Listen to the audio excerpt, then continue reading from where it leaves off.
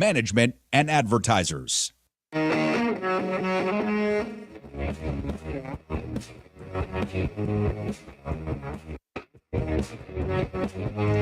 All right, what's going on, everybody? And a very happy Thursday. It is Pushing the Limits. Thank you so much for joining us. You'll be watching on my YouTube page at YouTube page, I should say, at PTL Radio Show. Of course, the FM dial KSHP. And we have had some major technical issues with our Facebook page, my personal Facebook page, and the Occupy Democrats Facebook page. I was actually talking to them yesterday about that.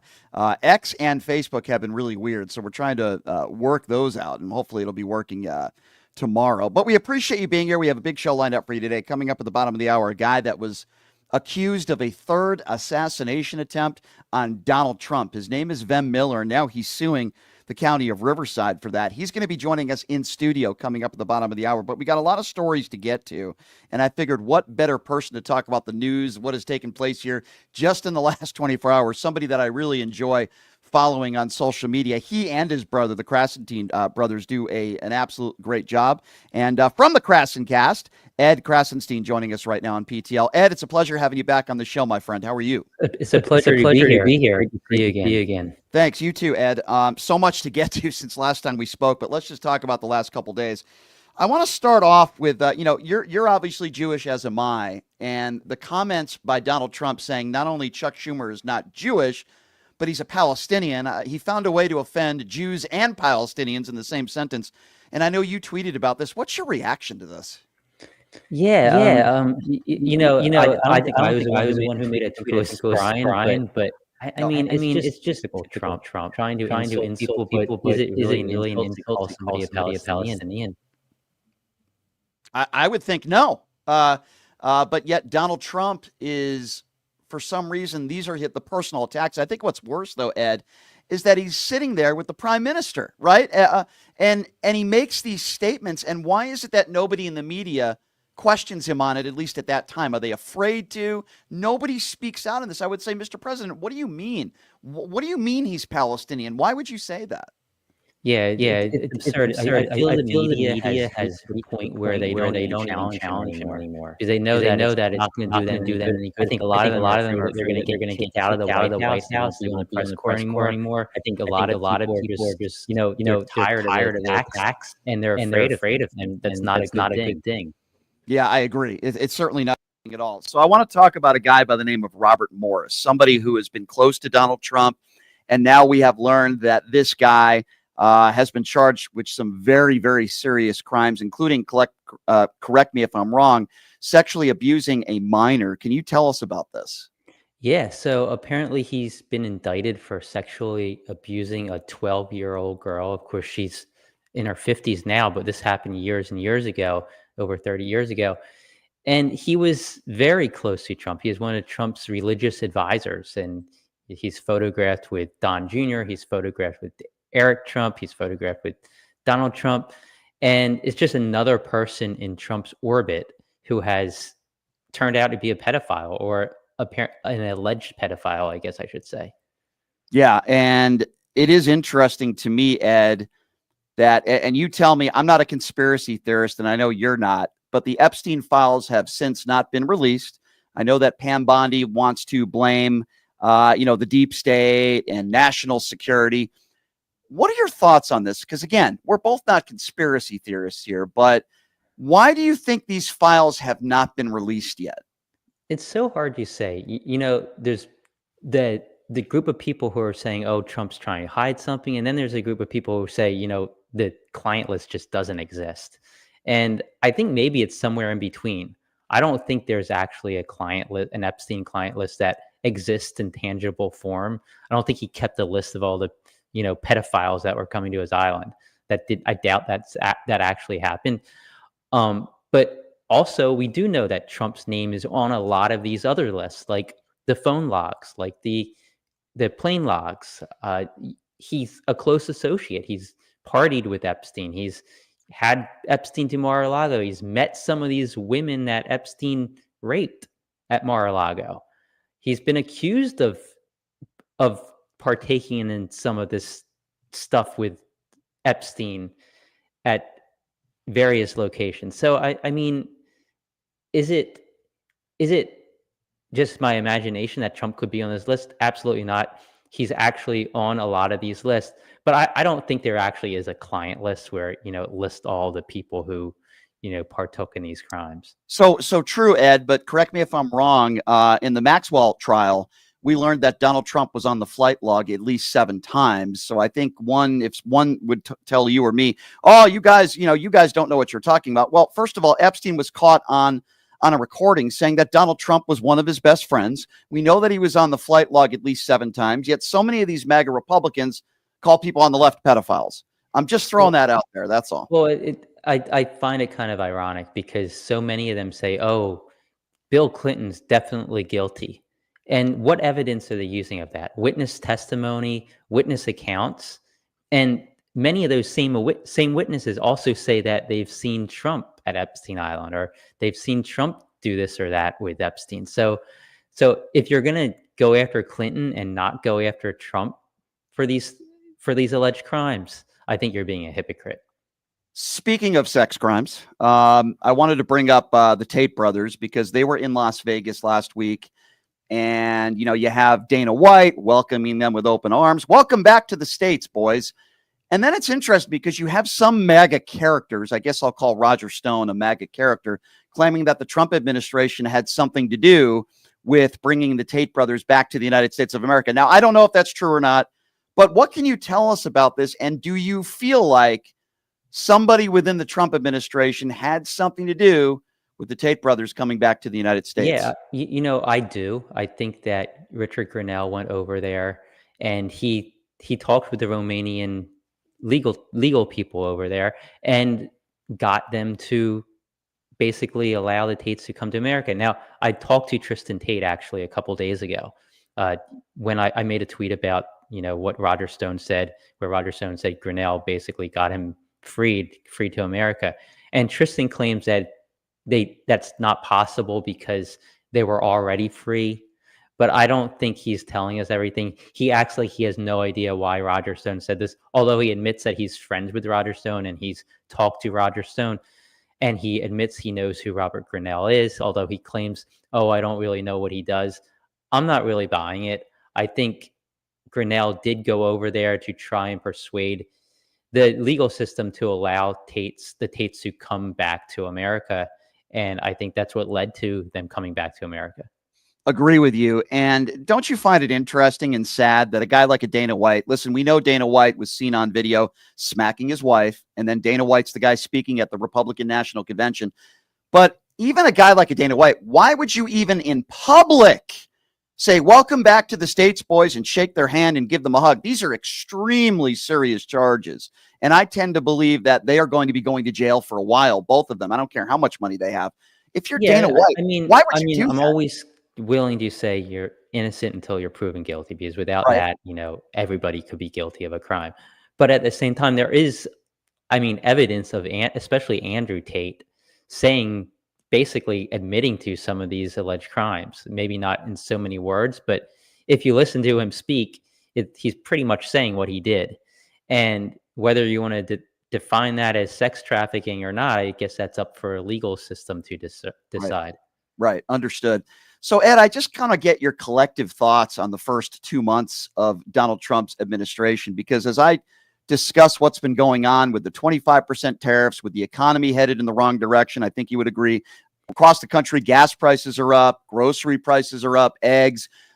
He said he would end the war in the Ukraine in 24 hours. And now it appears as though it's Vladimir Putin that doesn't want a ceasefire, and Zelensky has agreed to one. And the Israel-Palestinian conflict, along with Hamas, is certainly not in a better position now than it was when Donald Trump first took office. You have a bunch of people that are being laid off, government workers, including veterans that are not only losing their jobs, some of them are losing their benefits. You have Elon Musk that has already floated, the fact that, losing very key benefits, Social Security being one of them, healthcare to so many Americans.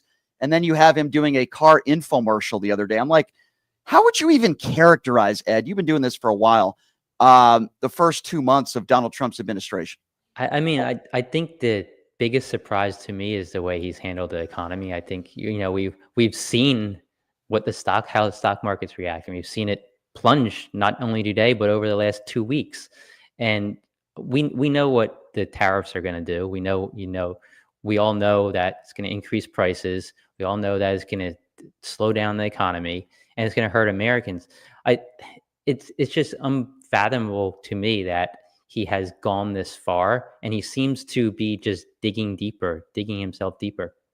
Yeah, I tend to agree with you there. I wanted to quickly get your thoughts. What are your thoughts on Gavin Newsom with doing these interviews? I'm going to be talking about this in a few minutes, but he just had Steve Bannon on his show. He just had Charlie Kirk on his show. And Ed, I don't have a problem with that. I had Enrique Tarrio on my show a few days ago. I don't have a problem with people interviewing controversial figures. What I have a problem with is him not pushing back at all. You can do it in a respectful way. I'm not saying call Charlie Kirk and Steve Bannon a bunch of names. That's not going to do any good. But I feel like he's not pushing back at all on these very far right-wing guests. And I think that's actually going to hurt him, at least within the Democrat Party. What are your thoughts on this? Yeah, I think it's kind of like he's going to get stuck between a rock and a hard place. I actually was speaking with Newsom a couple weeks ago before he launched the podcast, and I said, it is smart to have these right-wing individuals on your podcast because it allows you to control the narrative and get them on record to say stuff. I do think that he needs to push back harder. I talked to some of his people, and I let them know that. I said, the podcasts are great. Having these guests on is not going to hurt anything, but he has to push back when they just spew misinformation. Like Steve Bannon basically said the election was stolen, right? He has to push back against stuff like that, or he's going to come off as looking weak. I think it does hurt him within the Democratic Party. Maybe it helps him a little bit with the Republicans or with certain right-leaning independents, but I don't think that's going to make up for the loss he's going to have within the Democratic Party. I think he should continue to have these types of guests on, but he needs to push back. Agree. I guess that was my next question, Ed. Why? Why do you think he's not pushing back? And I understand maybe he's trying to be a little bit more of a centrist because he has his eye on 2028. But man, I just think he's going about it the wrong way. Like you said, having the guests on, that's one thing. But literally, there's been almost no pushback. And we know he's very capable, right? There are some Democrats, this just isn't their style. Maybe we could say they're not capable. We know that Gavin Newsom's capable. He's gone on the Sean Hannity show. Major pushback. We haven't seen any of that too. I mean, he had the debate with DeSantis. Right. Pushback's super important. I think maybe he's trying to establish his podcast now.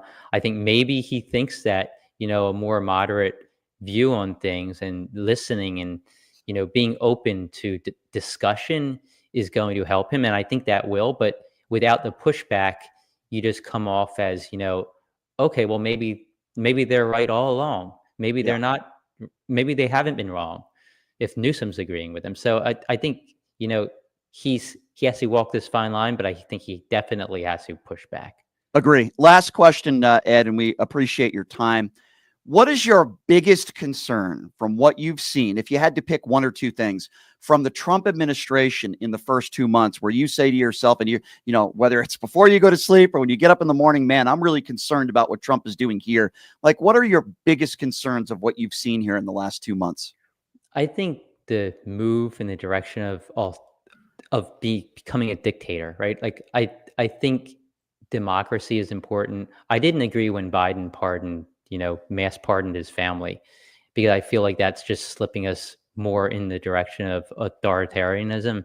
And I think Trump's just going to continue that, and it kind of gives him cover to do some of these things. I'm worried that democracy is slowly being withered away.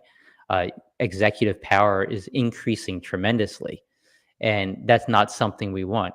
No matter what side of the aisle you're on, I think democracy needs to be strong. I think Congress and the judicial branches need to be those equal branches of government. Whereas I feel like Trump is kind of taking things and pulling some of that weight over to the executive branch. And once it goes that direction, it's going to be hard to get it back. The attacks on the judiciary, the attacks on Congress, the trying to subvert Congress and doing a lot of these things. It's all just a way to take power and put it in the executive branch, or in his case, in his own hands. Very legitimate concerns, Ed. I have the exact same concerns you have, no doubt. Hey, I love what you and your brother do. As I've always said, you guys are just great social media followings, and please keep up the great work. Of course, the Krasson Cast, you guys do an awesome job, and we'll have you on again, hopefully down the road, and appreciate your time as always, Ed. Thank you so much. Thank you. Appreciate for having me on. Of course. Thank you, Ed. There you go. Ed Krassenstein, really smart, really smart. Both of them really smart, really good at what they do. Great follows on social media, by the way. And he's got connections. He knows everybody in this industry. And as he just said, I mean, he spoke to Gavin Newsom recently, a few weeks ago. And I did want to talk about that. I just want to remind people that we're in the YouTube chat, the super chat. If you want your questions or comments to be heard. Also, of course, the website, thelimits.live, where you can make donations, and you could also pick up some PTL gear and some merchandise coming up at the bottom of the hour. We are going to be joined by a man who was accused of a third assassination attempt on Donald Trump. His name is Vem Miller, and Vem is now suing the county of Riverside, and the sheriff there, of course, accused him. And it turned out to be debunked. It turned out to be not true. So we're going to be talking to Vem in studio, who happens to be a Nevada resident, coming up here at the bottom of the hour. So I've been talking about Gavin Newsom, and for many years, I backed Gavin Newsom. I defended Gavin Newsom. Didn't like some of his policies, but said, okay, the guy's very well spoken. He's willing to go on Fox News. I could see him making a run in 2028, even though I've never said he was my number one pick. But I'm very disappointed in what Gavin Newsom is doing with his podcast. And I said that after the Charlie Kirk interview, not because he had Charlie Kirk on, but because there was literally no pushback. And I do hear people on social media telling me, Brian, you weren't tough enough on Enrique Tarrio. Well, if you actually go back and listen to the interview, I challenged him on literally everything he said. Now, maybe not to the liking of the way some people would have preferred, like calling him a traitor or an idiot or, you name the insult. But that wouldn't have done anybody any good, because then the interview would have been over. Instead, I was able to challenge him on the 2020 election. I was able to challenge him on the Proud Boys. I was able to challenge him on his criminal record in the past. I challenged him on Donald Trump, on so many different issues, on Michael Fanone. But it was done in a respectful manner. And as I've always said on this show, I'm going to be respectful to a guest if they're respectful to me. No matter how much I might disagree with them, I'm going to be respectful to them if they take the time to come on the show and they are respectful with me. But the second they're disrespectful to me, the second they insult me, that's when I'm going to really, really get into it with them. Now, I don't want interviews to go that way. While it might be better radio, I want more substance. But what Gavin Newsom is doing is very different. He's having the controversial figures on. I'd have Charlie Kirk on this show. I've spoken to Charlie Kirk on social media through email. I had Steve Bannon's ex-co-host podcaster on when he challenged to fight me on the air. That's when things got ugly. Didn't want it to go that route. But it seems to me like Gavin Newsom is just zero pushback. He looks like a wuss. I'm sorry. I'm just going to call it for what it is. He did the same thing with Charlie Kirk, and now he's done it with Steve Bannon. So this is the moment where Gavin Newsom wrapped up the interview with Steve Bannon, and he does nothing but kiss Steve Bannon's ass. And Steve Bannon, first of all, he's a criminal. He's not a good guy. I wouldn't say any positive things about him, but listen to the way Gavin Newsom wrapped up his interview on his podcast with Steve Bannon. It made me want to vomit. Have a listen to this. Bright future. Hey, Steve, I really enjoy this conversation. I think it's incredibly valuable, and I appreciate the spirit to which we were able to engage, and I hope we can continue the conversation, and I hope we get out of this week without any further disruptions. It's been a hell of a beginning of administration, and I appreciate your advocacy. I also appreciate that you call balls and strikes as it relates to what you're seeing with the administration. I also think that for your audience, there's a saying that there are decades in which nothing happens and there are weeks in which decades happen. We're living in that time right now. So whatever happens this week, next week, it's going to be quite intense. We have an economy to turn around geostrategically. The beginning of the kinetic part of the Third World War has got to be stopped. So we're living history every day. And I'm just honored you had me on here, and we were able to conduct this in some level of decency. I appreciate it, Steve. Thanks for joining us. Thank you, Governor. Appreciate you. So I wasn't a big fan of the compliments that Gavin Newsom gave Steve Bannon. And I've watched other excerpts of this interview, and it was very similar to the Charlie Kirk interview where he was coddling Steve Bannon and he didn't really challenge Steve Bannon. I don't mind, no matter how controversial the other side might be, I don't mind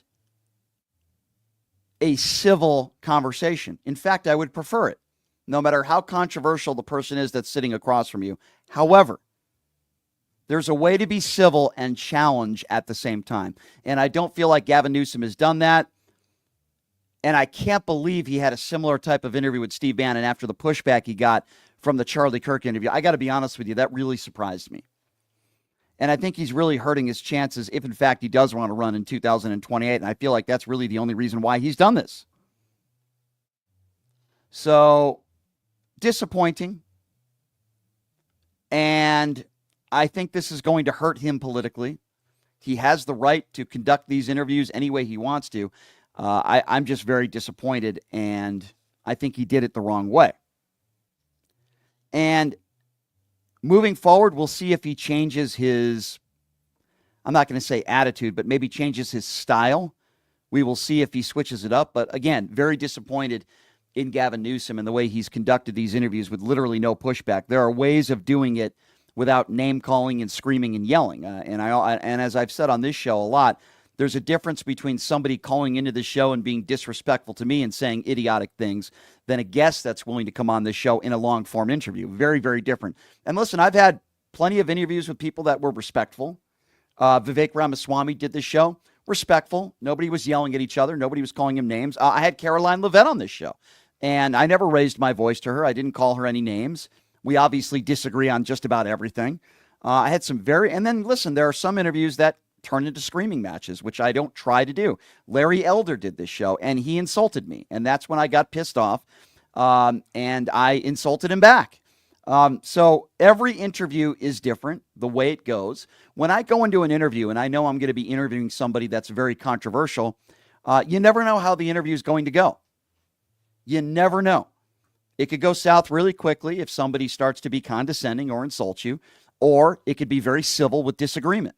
But I never go into an interview saying, oh boy, I better call that person an idiot. I better call that person a buffoon. No, I don't go into any interview doing that. And I wouldn't do that with Donald Trump either if he was willing to come on this show, which obviously he's not. Now, we all know who Donald Trump is, just like I know who Enrique Tarrio is. I hate his behavior on January 6th. I hate it. I hate what took place on January 6th. I hate the fact that there are so many Americans out there that still think that Donald Trump won the 2020 election. I hate the fact that Brian Sitnick lost his life and other Capitol police officers took their own lives and so many innocent people were injured that day. I hate it. I hate the fact that there are so many people that stormed the Capitol that day and broke the law. And yes, as I said in the interview with the Proud Boys being a hate group, something that I would certainly never want to be a part of myself. But it doesn't mean that I'm not going to interview them. It doesn't mean that I'm not going to dissect why they're in the Proud Boys. It doesn't mean I'm not going to ask them questions of why they defend their group, because I think that's important. And I think one of the biggest reasons why Democrats and Republicans don't get things done in Washington is because they can't have those kinds of conversations. There's a way to do it, to challenge people, but do it in a way where you're not disrespectful. And you could say to yourself, well, I don't have respect for that person.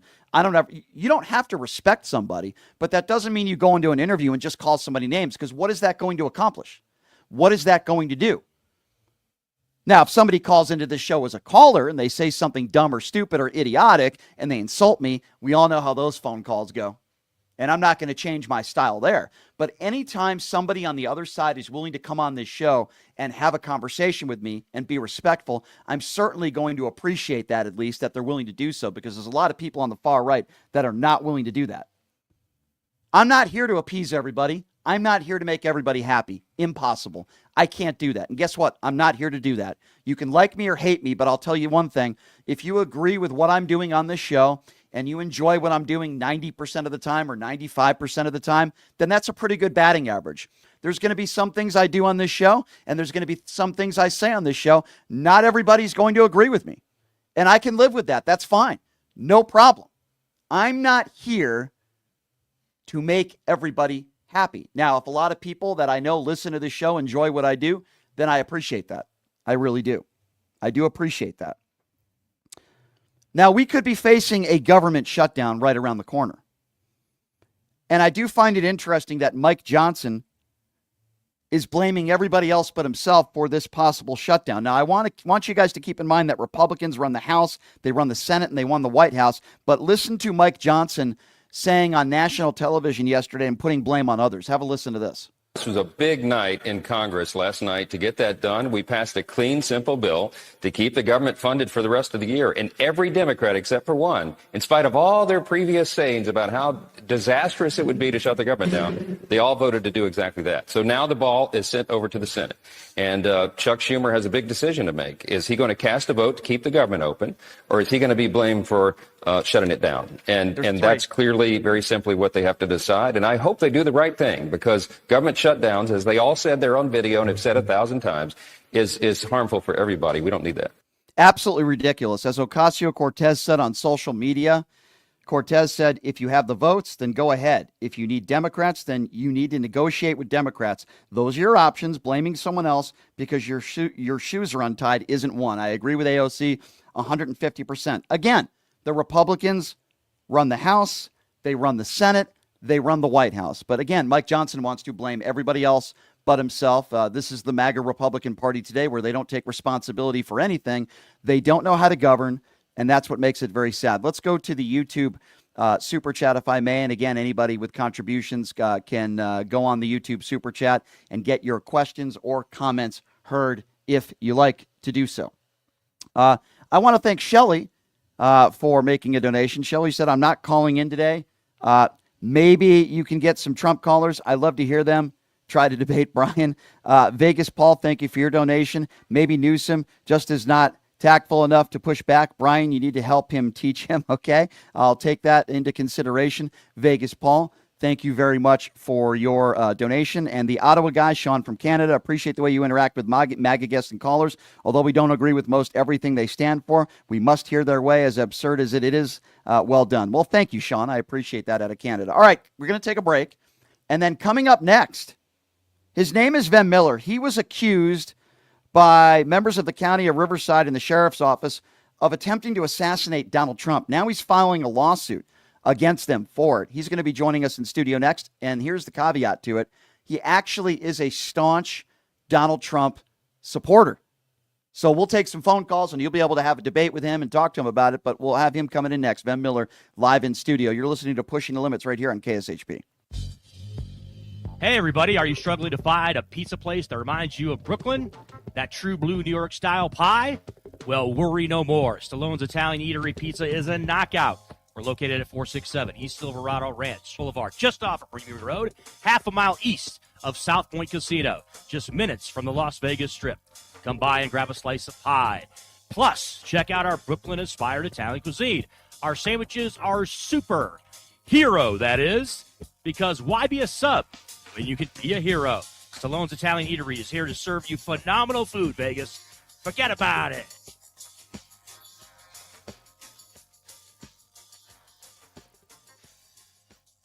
Have you ever dreamed of having your own radio show or a podcast, but just didn't think it was possible? Well, dreams can come true. Radio U. Radio U is a 5-day course that'll teach you how to acquire your dream show. We'll teach you how to host, how to write commercial, how to interview, how to market, how to write a contract, and most importantly, how to monetize your dream radio show. You'll learn from some of the best in the business with over 75 years in broadcast experience. You'll learn from people like me. And the best part? Every single student will be live on the radio as part of the class. Plus, one student from each class will get their very own radio show. You'll be live on the air right here in Las Vegas. Radio U. The 5-day course is being offered at $699. For more information, give Radio U a call. 702-763-5024. That's 702-763-5024. Or check them out at RadioYOU101.com.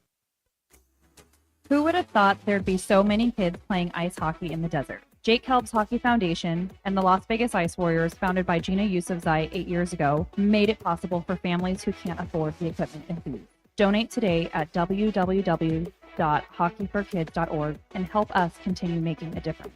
Join us in supporting Jake Helps Hockey Foundation and the Las Vegas Ice Warriors, where every kid gets a shot at the starting line. Just a reminder, our website is www.hockeyforkids.org. It's time to wake up and win the weekend. You're listening to the boss of the big ball.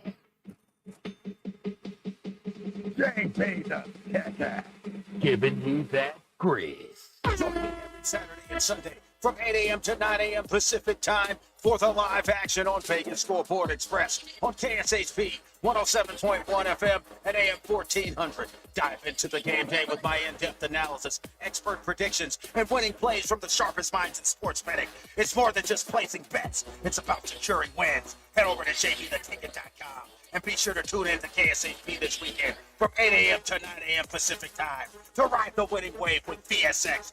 Tune in and get your money back from the sports book. All money, all sports, no bull. Miss the live show? Subscribe to Vegas Scoreboard Express on Apple Podcasts, Spotify, TuneIn, and wherever you enjoy your favorite podcast and radio listening.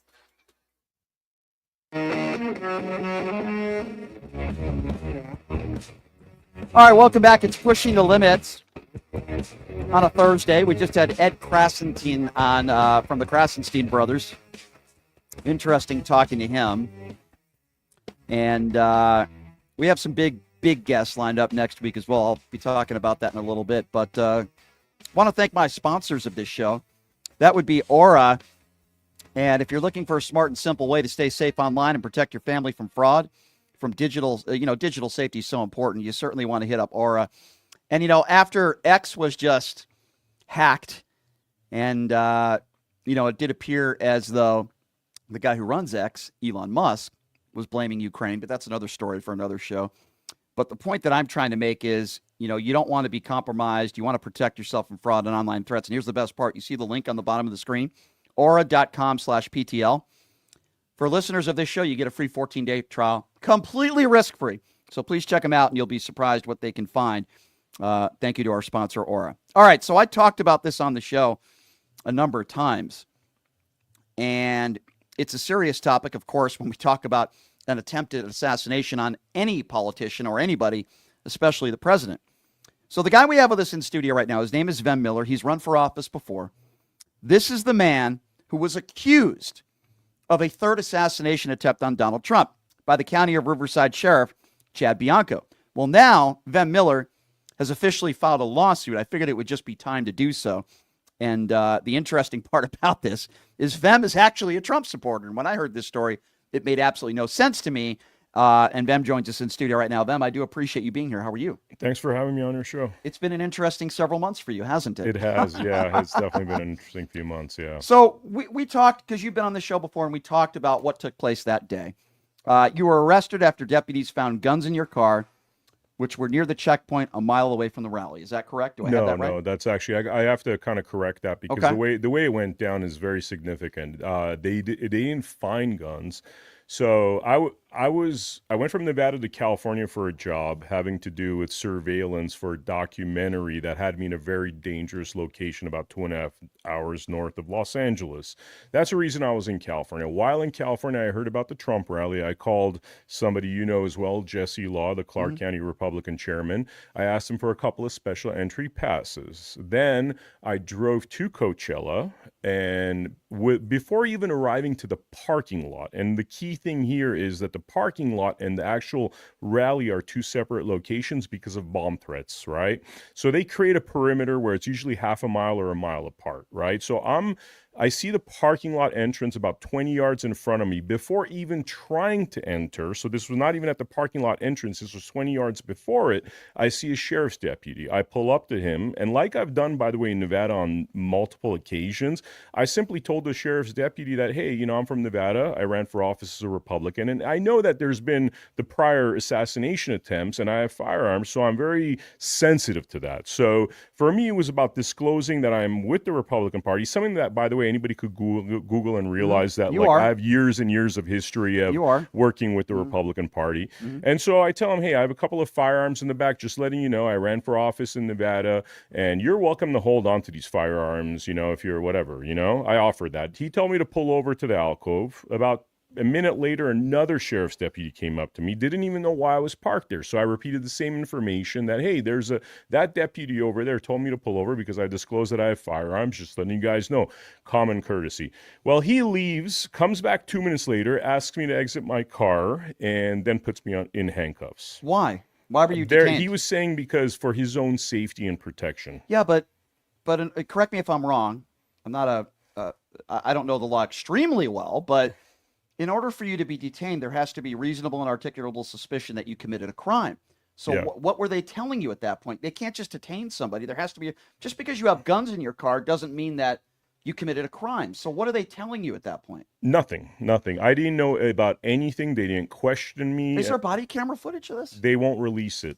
Because and we've gone to 2 pre-trial hearings. The reason why it keeps getting continued is because they won't release the body cams. Now remember that I recorded this whole thing on audio, so I have audio evidence of the entire interaction. And by the way, for anybody wanting to see this evidence, you could go to my X account, which is not Vem Miller with an M, Vem Miller, not Vem Miller. And I have a 12-minute video that actually you could hear the recording, you could see the receipts of everything that I'm saying is 100% true, and therefore everything that Chad Bianco said was a lie. And they arrest you, and the charges at that time were what?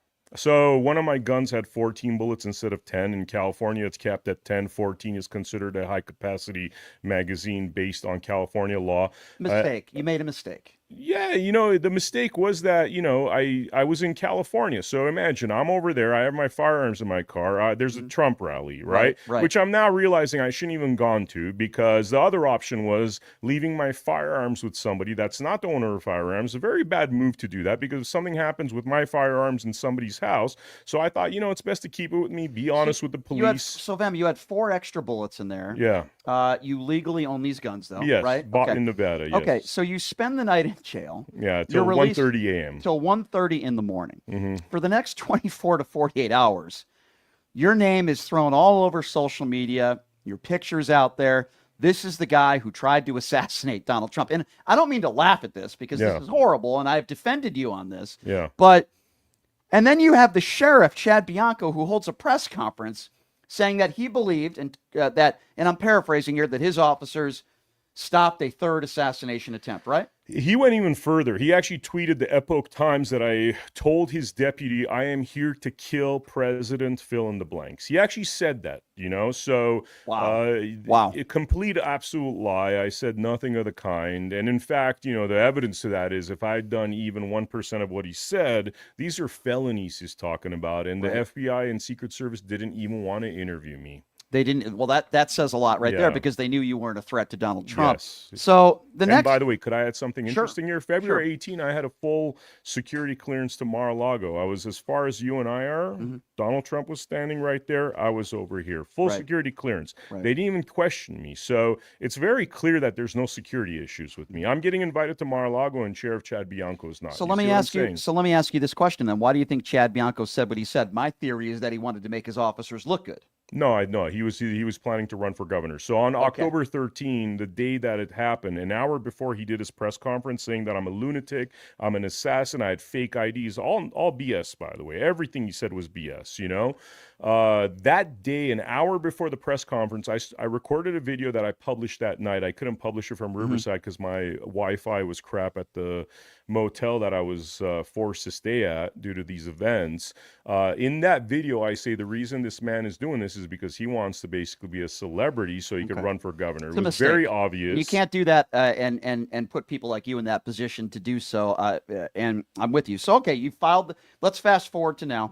You filed this lawsuit, and how does that work? It's against the entire county of Riverside against Chad Bianco, against a deputy that arrested me, and what we're calling Jane and John Doe's 1 to 100, because there was a lot of other officers there. There was people, committing constitutional violations. So we don't know those individuals yet because they won't release the body cameras. Yeah, and I think it is interesting. And listen, just like you, I respect, for the most part, law enforcement. Most of them are heroes. They do their jobs. However, I will say this, and you could tell me whether you agree or not. They seem to release body camera footage very quickly if they know they're in the right and it makes them look good. Yeah. But it also seems like they do not release body camera footage, or if they do, they wait a long time to do so if they think, we might have made a mistake. Sheriff Chad Bianco, and I wouldn't even say mistake because he knew exactly what he's doing. I've talked to people within the police departments. The protocols are that he's given a file. He knew who I was. He just thought he could bowl me over. And so in terms of the body cams, they're not releasing it, because if they release the body cameras, my audio's already available. I think they're going to settle with you. Probably, but if they release the body cameras, he is proven to be, he's already known as a liar. Right. Now, that little sliver of a misdemeanor that they have, which is like, it's a slap on the wrist, that even goes. How many text messages you get, in the hours and days after that saying, dude, did you really try to kill Donald Trump? A lot. Until today, I get threats from people. Like 3 days ago, there was a dude that was like, I'm going to show up to your house with a Jason mask on, and oh my God, things like that I'm constantly getting, because, they're not like you, man, where it's like you're actually researching this stuff to get to the bottom of the truth. They're not journalists. Most people read headlines. Most people Google. Listen, we've gotten into it, you and me, before. It's gotten personal, but at the same time, I'm going to be honest with you. Wow. When I first heard this story, I was surprised, and then I said, wait a second. Without even doing any research, I said, wait a second. This doesn't make sense. First of all, you're not a violent criminal. And by the way, I'm not saying somebody who's never been a violent criminal before in their life isn't capable of it, but I know you. You're not a violent criminal. You're also a Trump supporter. So I said to myself, this makes absolutely no sense. So bells were going on in my head right from the beginning there. That's number one. Yeah. And then as we learned a little bit more information about this, that's when I said, all right, I got to talk to you about this, because this doesn't make any sense at all. Here's what I think is going to happen. I do think they're going to settle with you. And I don't want to put you in a peculiar situation, but what is the check that you would be looking for what you've gone through and people giving you the threats and all that other stuff? Like what is it worth to you for what you've been through, I guess, is the question that I would ask you. I'm going to answer you 100% honest. That's not the top of my list, and it's not something that I've thought about. It really isn't. We did file a $100 million lawsuit, but the top of that checklist is you have a sheriff here. You have one of the most corrupt sheriff's departments. You have a pattern and practices. I'm not the first person, Brian. If you took me out of the equation and this third assassin hoax never happened, there's still a pile of stuff that this sheriff's department has done that's horrendous. And anybody that wants to see some of their patterns and practices, we've done multiple whistleblower interviews with informants from within his own department. That's got to stop. Obviously, that's got to stop. That's got to stop. Does Donald Trump first and foremost. Do you know if Trump knows about this situation? And has anyone in the White House responded to this? I've talked to people within the Trump administration. 100% he knows. I don't think it's a coincidence that I got a pass to Mar-a-Lago on February 18 when he came by. Oh, did you really? I didn't know that.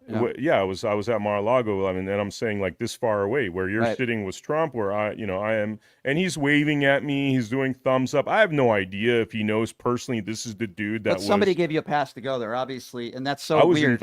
I was invited. So you're invited to Mar-a-Lago, and then a few months earlier, law enforcement are saying that you were trying to kill the president. That's so bizarre. That's man. unprecedented. It's so bizarre. It's unprecedented. It's a great story, though. Look, I'm sure there's gonna be a movie about this one day because it's such an insane story. No, but even when I tell people today, I got a call with a PR person. She was like, I can't believe this stuff. This is the most insane thing I've ever heard in my life. Yeah, that is pretty wild. But I'm glad it was cleared up. Okay. So there are people saying on social media, but Brian, he broke the law. I understand that. There's a fine line between having 4 extra bullets in your gun, which was against the law. You were cited. It's a misdemeanor? Yeah, it's just a misdemeanor. Okay. Yeah. So it's a misdemeanor. That's important to note. You made a mistake. You admit that. You broke the law. You're not going to jail for that charge. Okay.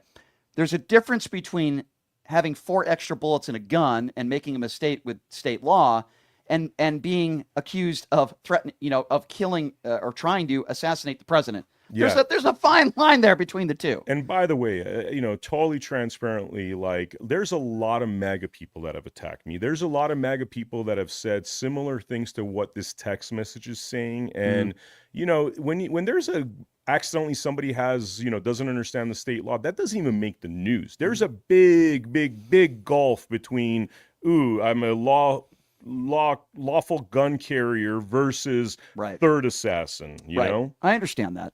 All right, so now it gets to the point now where you have the lawsuit. You'll let us know what happens here. I believe that they're just going to want this case to go away, and they'll give you a settlement. You're going to make a lot of money. Not saying that this is what you wanted, but at least you're going to get paid, in my opinion. You're going to get paid off for what you had to go through. So with that being said, you are a staunch Trump supporter. It's fair to, and you know that we disagree on. And by the way, I disagree with Trump on a lot of things. When you say staunch Trump supporter, I've always, I started off very much a Democrat. I definitely have gone through libertarian phases. In this period in history, you know what I describe myself as? I'm a constitutionalist. So because we came to a point in history where the Democrats were censoring First Amendment censorship and some of this stuff with, underage kids and hormone blockers and this craziness, that really turned me off. All right, so I'm a constitutionalist. There's though. a lot I'm a to constitutionalist. I understand, but there's a lot to dissect in that statement. Let's start off with censoring.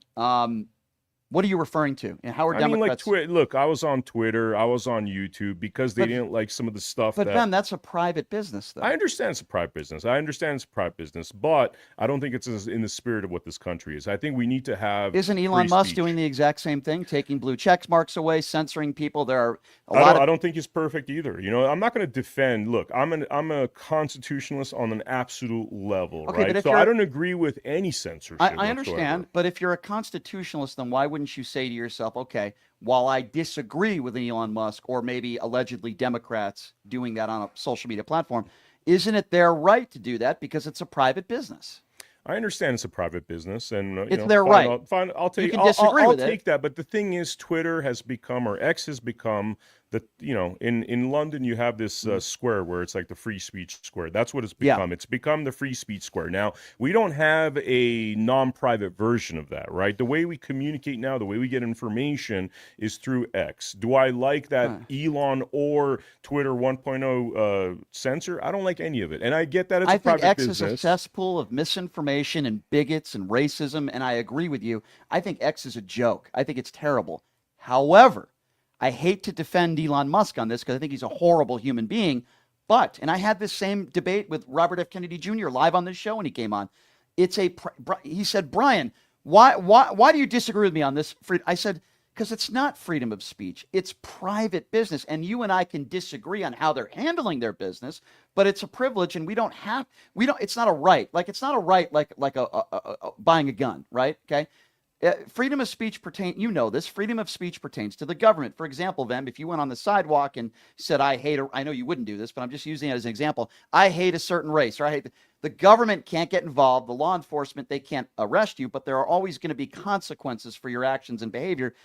All I'm saying is they have the right to do that. And I hear a lot of people on the right talk about freedom of speech and all that. But then when they hear something that they don't like, all of a sudden, then they have a problem with freedom of speech. Like Elon Musk, for example, even a Laura Loomer that was criticizing him. And then he, deplatforms her. And then I guess he just recently put her back up.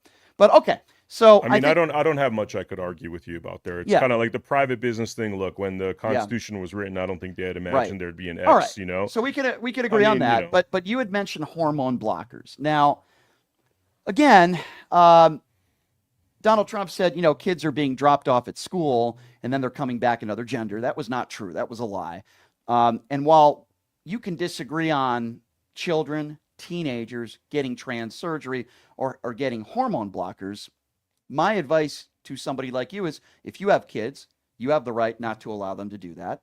Why tell other parents what to do? I thought the Republican Party was the party of less government control. So That's the part. One thing I would say, I'm dating a female right now that has a couple of children. One of them believes she's gay, and she, as a mother, and this is her words, I don't know if she's want to come on the show and say it, she believes that the indoctrination at school caused her to go. She says, okay, eventually she's going to grow out of it. Right now she has a girlfriend. She believes that it was because of the teachers and the indoctrination this happened to her. And those are literally her words. So I don't have kids in this district, so I can't say that, but I've heard that a lot from mothers. So Vem, let's go back to when we were in high school for a moment. Yeah. I'm a straight man. I'm assuming you're a straight man. Yeah. When we were 15 or 16 years old, and I would imagine were attracted to women, Mm-hmm. if a teacher said, Vem, you should be gay. It's great to be gay. The next day, would we just say, okay, teacher, I think I'm going to be attracted to men now? Just the idea of that to me is ridiculous. 15's a different age. I think kids are a lot more impressionable at a younger age. I think by 15, you already got your hormones blasting. You're having your hard-ons. So, okay, so let's go to 8 years old. Yeah. So, before puberty, you think if a teacher says you should be attracted to men or you should be attracted, by the way, 300,000 teachers across the country. I'd be hard pressed to think that there are 10 teachers in the country that are talking to kids like that. And by the way, if they are, they should be fired. Mm-hmm. But hypothetically speaking, for argument's sake, let's just say there is a teacher that's doing that. I still don't believe that an 8-year-old before puberty is going to be gay their entire life because their math teacher or whoever said you should be gay. I'm not buying that for a second. And I would be glad to interview that young lady. And I'm not going to discredit her, but I just find it very bizarre that, I think people are born gay. Nobody can convince me that the late, great Richard Simmons was born straight. There are people that are born gay. I'm being serious. It's funny, but I'm being serious. There are people that are born gay. I have gay friends that say they knew they were gay when they were 5 or 6 years old. I've never talked to one person in my life that said, geez, Mr. Smith, my geography teacher, told me I should be gay, so I just decided to be attracted to men after I went through puberty. Could I give you an example that is probably more in my lane because I don't have an 8-year-old in school. I don't even want to argue with you about that topic because I'm not qualified. Neither am I, but I can only go. I'll give you a little story, though, that is a perfect example of this. Jeff Younger is a father who got divorced. At the age of 3, his wife wanted to transition. The child wanted to, and then he said, no way. Yeah. She in the Texas court said, no way you could do that. She kidnapped the kids, took them to California, got the dad out of his life. The kid's 9 years old now on hormone blockers, getting ready to be castrated. Those are the kind of stories that make my boil blood. That a mother could take the child from the father, do whatever she wants, and we all know how screwed up the family courts are, where 90% of the time it's a dad getting removed out of children's life.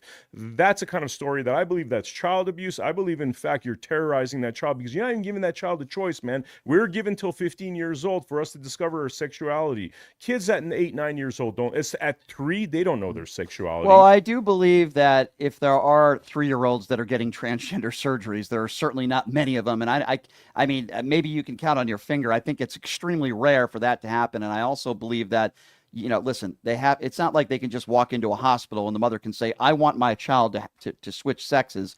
It's a more complex and it takes a little bit of time to do something like that. And while we might, listen, I think that in a perfect world, I would say that transgender surgery, for example, should probably happen after puberty, not before puberty. Agreed, But at the same time, I don't want to tell parents what to do. And I just think there are so many more, in my opinion, so many more pressing issues facing the country that I do want to talk to you about. Let's start with the first 7 weeks, 8 weeks of Donald Trump's administration. He said the war was going to be over in 24 hours. We know that hasn't happened. Now we're in a situation where he's called Zelensky a dictator. He said they started it, which they didn't. He's not a dictator. And now Vladimir Putin does not want to sign a ceasefire deal. And guess what? Zelensky does.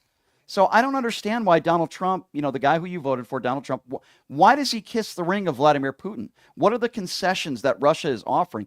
I just think we're in very dangerous territory here, and I did not like the way he treated Zelensky in the White House.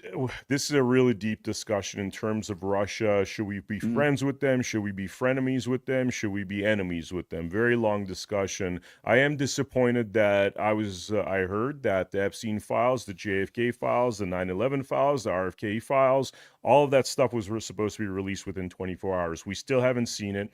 I'm disappointed. I can't lie. I don't think Pam Bondi's doing a great job. I've been very vocal about that on X.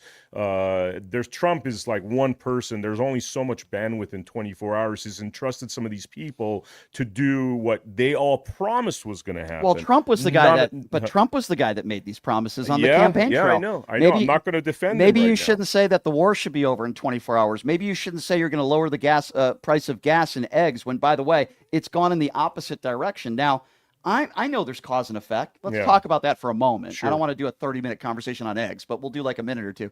So I understand the bird flu is a huge cause of why eggs are. But the reason why I bring it up is because Trump was the guy who said, number one, he was going to lower the price. And number two, he's the guy that was blasting Joe Biden for 4 years about the price of groceries, not taking into account the war in Ukraine coming out of COVID. So he wants everybody to shut up now. He's literally said that. Let's all shut up about egg prices. No, for 4 years, you were talking about the price of eggs and the price of groceries, and you were blaming Joe Biden for everything. No, I don't think we should shut up about the price of eggs. You made a promise to the American people. I mean, look, again, economics, it's not overnight. There's a transition that happens. There's time you need to catch up to some of those promises. But the stuff I do fault him on is those 24-hour promises. Again, 24 hours, Ukraine's going to stop. RFK, JFK, 9/11, Epstein files. Yeah. None of that's happened, and I'm not gonna sit here and defend him. I'm pissed off at that. Okay, I appreciate that. What about the fact that he pardoned 1,600 people? But around half of those people, were violent criminals, some of whom beat police officers on January 6th. He says, make America safer again. And regardless of what your opinions might be about some people might have been overcharged, he literally pardoned some people that beat cops almost to inches of their death. So I don't know the details about the people that beat the cops, but I have personally hung out with a lot of the J6ers. And in fact, January 20th, while everybody was busy at balls, I was actually in front of the Washington, D.C. prison while the prisoners were being released. And a lot of them I know personally, that some of them didn't even enter the Capitol, that were tossed into prison. They came but I'm not talking about those people. Yeah. Okay. I understand that there are people that were probably overcharged. I'm not talking about the non-violent criminals. If you stormed the Capitol and you didn't, beat anybody up, you didn't physically touch anybody, if you didn't pepper spray somebody, if you didn't, no destruction of property, okay, fine. No, I'm not going to argue that. No. I'm specifically talking about some of those who beat police officers, who pled guilty. We saw the videos on tape. If it's make America safer again, why would you let those people back out on the streets? I'm not aware of exactly how many of those individuals are violent criminals. I could tell you from because it's weird. It's different with me. I actually have personal relations with a lot of these J6 guys. The people I have personal relations with they weren't violent offenders. They were overcharged. I haven't had any contact with any of those people that were violent offenders, and I don't know the number of them. Okay, let's forget about the number. Okay. If you're somebody on January 6th, as you know, there were some, I won't put a number on it, that beat cops with their own batons, pepper sprayed cops, beat cops. And some of those police officers now have traumatic brain injury. In general, are you okay with those, not talking about your friends, those specific pardons of those who beat cops? Well, I would say that some of these people actually got, commuted sentences. I believe I've heard that some of these people that have priors to them on their record. Here's the thing. It's like, let's look at what the precedent is to somebody that beats a cop. If it's like you do 2 years in jail and these guys have already done 3, you could argue that, yes, they've served their time thus far. That, yes, not keeping them in prison in perpetuity is not the right thing to do if there's an actual precedent that, hey, you do this crime, you get that much time, and they've already done. But there are extenuating circumstances. For example, if you're trying to overthrow a free and fair election, and you're trying to injure not only Capitol police officers but politicians and screaming out, "Hang Mike Pence." I think I would see. This is the thing. When you're saying overthrow a government, right? In order to overthrow a government, you need weapons, and yes, some of them had weapons. If people showed up, when I say weapons, like actual guns, there were some. If there were people that showed up with guns and actually thought, I'm going to overthrow the government here, I'm not a fan. Ashley Babbitt had a knife. Knife is like a knife can kill people. That's certainly a weapon. She's dead though. She is dead, but I think she put herself in that position. And it was investigated. Listen, I just had Enrique Tarrio on the show the other day, and we were debating this. She was brainwashed. She was trying to break her way through a window. It's a tragic story because she's someone who served the country, and I feel for her family. And I know her mother, by the way. I stayed with her mother for about a month. And listen, her mother didn't do anything wrong. I understand she's going to defend her daughter. However, They said multiple times, he's got a gun, he's got a gun. That did not deter her. She was 15 feet away from some politicians, and there was a mob there. Yes, I call it a mob. And she had a weapon on her, and it was investigated. Now, here's the thing I would say, though. Look, this idea of a police officer, if there's 1,000 people swarming towards you and you got a handgun with you, that is not like, you don't just randomly start shooting, because that is not the thing you do. I understand, Vem, but he wasn't randomly shooting. He was specifically pointing his gun at her, because at the time she was shot, she was trying to break her way through the window, and she was up on the window. So you're making it sound like he was just spraying bullets everywhere. That's not what happened. Yeah, but even in that situation, it's like just shooting somebody. You know, then what are they supposed to do? You step away, you let them walk in, because you're not going to stop that. You're not going to stop that hurt if there's 1,000 people going in. But Vem, this is the argument I don't understand. I've heard people on your side say to the contrary, well, Capitol Police officers, they just let people in. And the argument that I made was, you have 1 or 2 cops versus a couple hundred people. You either take out your gun and start spraying people, which I think you and I agree with would probably not be the right thing to do. Not the right thing to do, yeah. Or you let them in. I've heard a lot of people on the MAGA right say, well, they were just letting people in. That's not true. It's not. The reason why a few officers let some people in, and they testified about this, was because they either take out their gun and start shooting people, or they let people in. Yeah, I mean, I think in that kind of a situation, you got to choose the smart move, and I don't think the smart move was just killing one person with the herd coming at you, and they're coming, and you can't stop it. So if she gets through the window, and a couple hundred people in that room get through that window, and they're 15 feet, literally, 15 feet away from politicians, what do you think happens? Well, that's not, they're already in a secure spot. I walk Congress because I actually moved to D.C. as of the inauguration.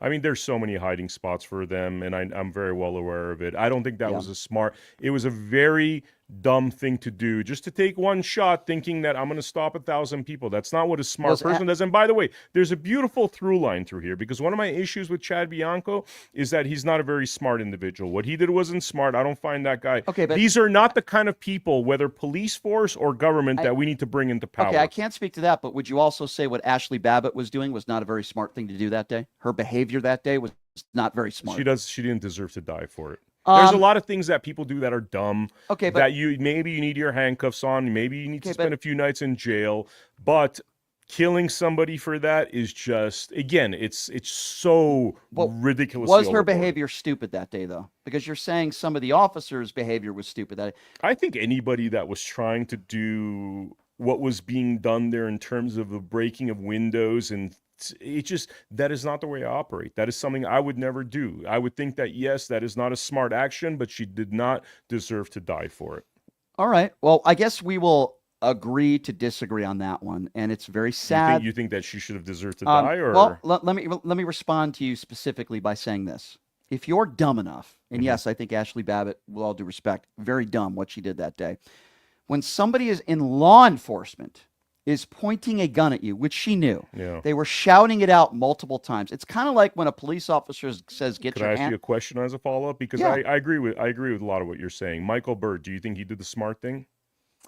I thought at the moment Michael Byrd did not go into that situation wanting to kill people. I believe Michael Byrd, and he's testified about this, but Michael Byrd was in fear for his life, as I would have been. Even if I'm trained in law enforcement and I have a gun, when you see hundreds of people, some of whom were chanting, "Hang Mike Pence," who were not there to be nice, some of them did have weapons, and when they're 5 feet away from you and you don't have a ton of backup there, I believe he was very scared.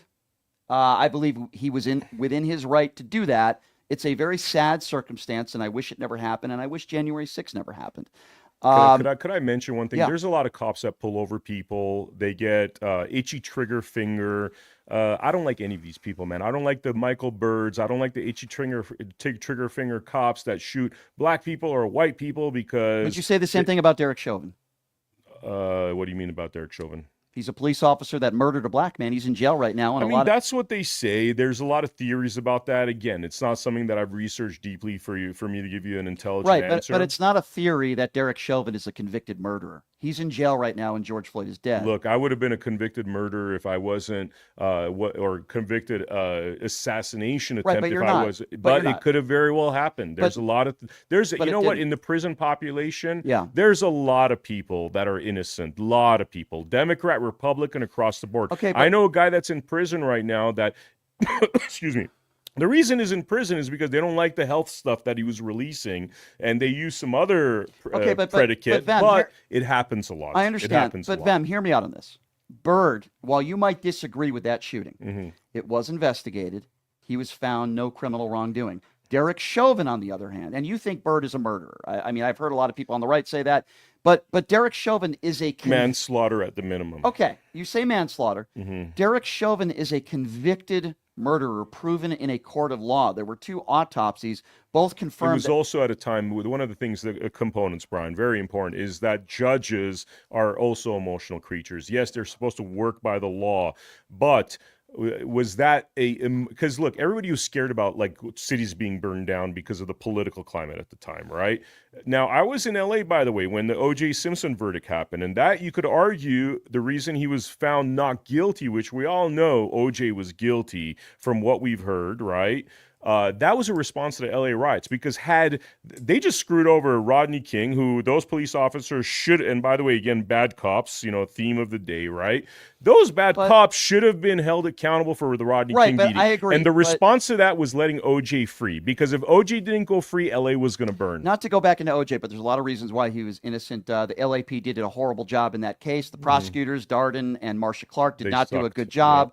Yeah. And OJ had some very, very powerful and very skilled attorneys. A lot of reasons, but without going back there, I do find it interesting that you have a black Capitol police officer who shoots a white MAGA woman, and a lot of people, you're not alone, feel that Byrd is a murderer or should have been convicted of manslaughter, even though it was investigated. But then you have a black man, regardless of what you might think of George Floyd, that is murdered by a white cop, proven in a court of law.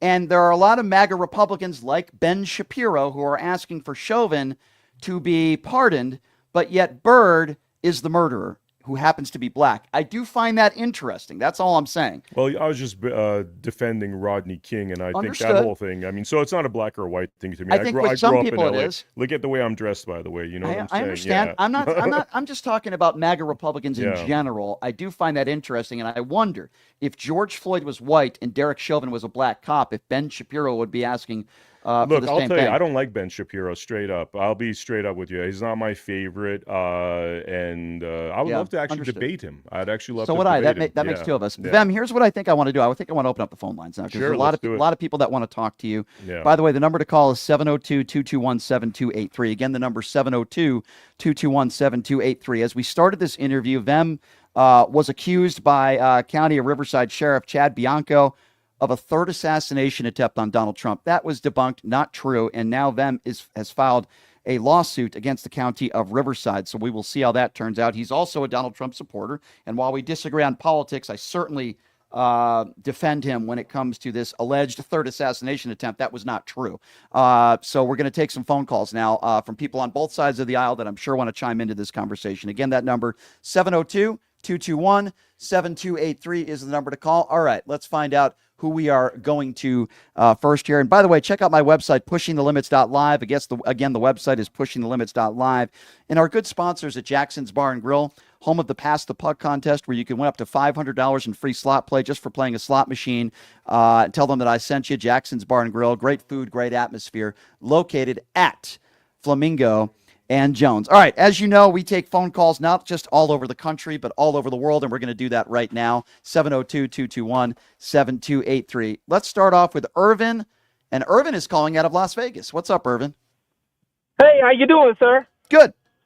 What's on your mind? I'm calling to say I just really discovered your show last week, and I've been in Vegas since George W. Bush was the president. Well, I'm originally from Texas. It's a long time ago. And yeah, this guy makes George W. Bush like a genius. But anyhow, Agree. I'm feeling that.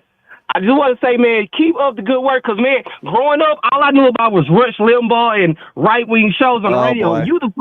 You're the first one I've ever heard on the radio that's going in the other direction. And it's refreshing. Well, and I you're appreciate holding them to account. Well, I appreciate that, sir, and you're welcome to call back anytime and share your thoughts, and this is one of the most interactive shows around.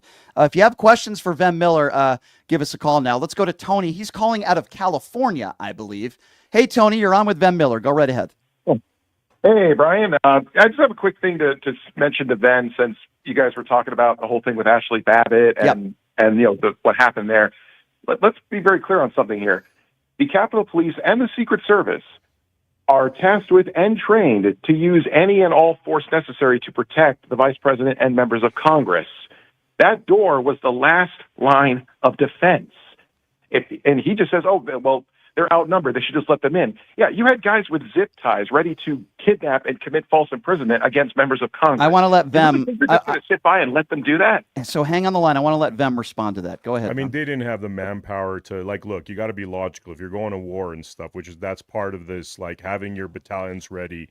There was no way they're going to stop all those people. That dude was going to get 1 or 2 shots off before the huge crowd moved in. So, yes, while I do agree with you that had they had the number of people that could actually stop that, they didn't. And that was the facts at hand. And that's it, Go ahead, sir.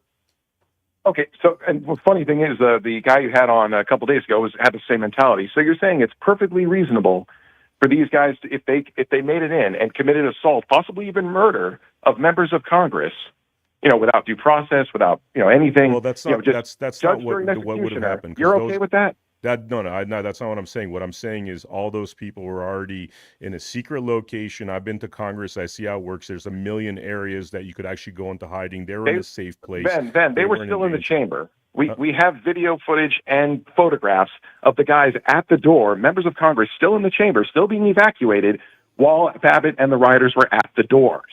Well, I've never seen They were that. still I would room. have to see that. Again, I don't think getting one shot off, killing one person, and then having the entire group of people walk in would have made a difference. It definitely, I will say this, though, and thank you for the call, sir. One shot definitely deterred anybody else from trying to get through that window, that's for sure. But it's a sad situation. I do tend to agree with the caller in that situation. They should have never been there. They should, especially when someone's pointing a gun.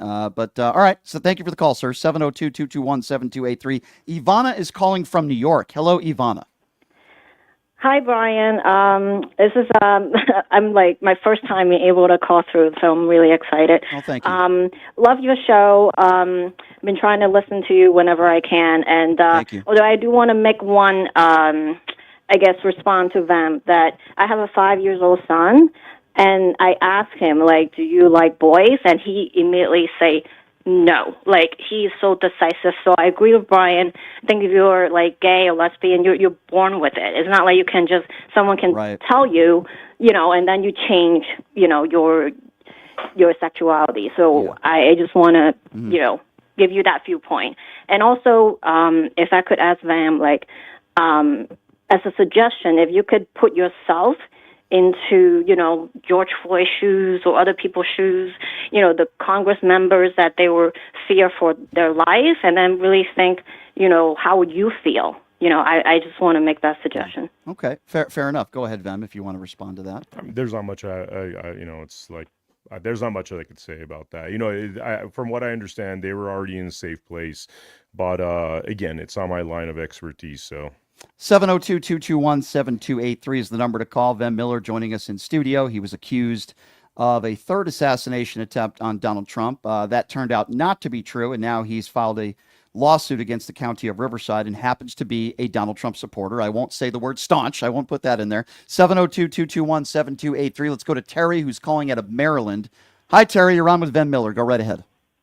Hi, Brian. I just have two things for them. The first thing is, I guess you are aware that once you breach a barricade, you're trespassing. So I'm going to leave that there. Which topic is this about? What are you talking about now? Breach you're talking about? I'm talking about the January 6ers. I'm sorry. I should have given some better information about that. So when you breach that, you're trespassing. So I'm going to leave that one there. And lastly, I would like you to tell me why you voted for Donald Trump. What policies does he, in terms of his policies, how do they help you? In terms of, like I was explaining, I'm first and foremost a constitutionalist. I don't really subscribe to this kind of Bloods and Crips gang kind of thing that's going on between the parties. It seemed as though there'd be more freedom of speech, more constitutional freedoms under Trump than there was under the Democrats. In the past, when George W. Bush was in office, I actually campaigned for Barack Obama, thinking that he was going to get us out of these endless wars and this foreign adventuring nonsense. So my big horse in the race is constitutional freedoms and America first. That's what I stand for.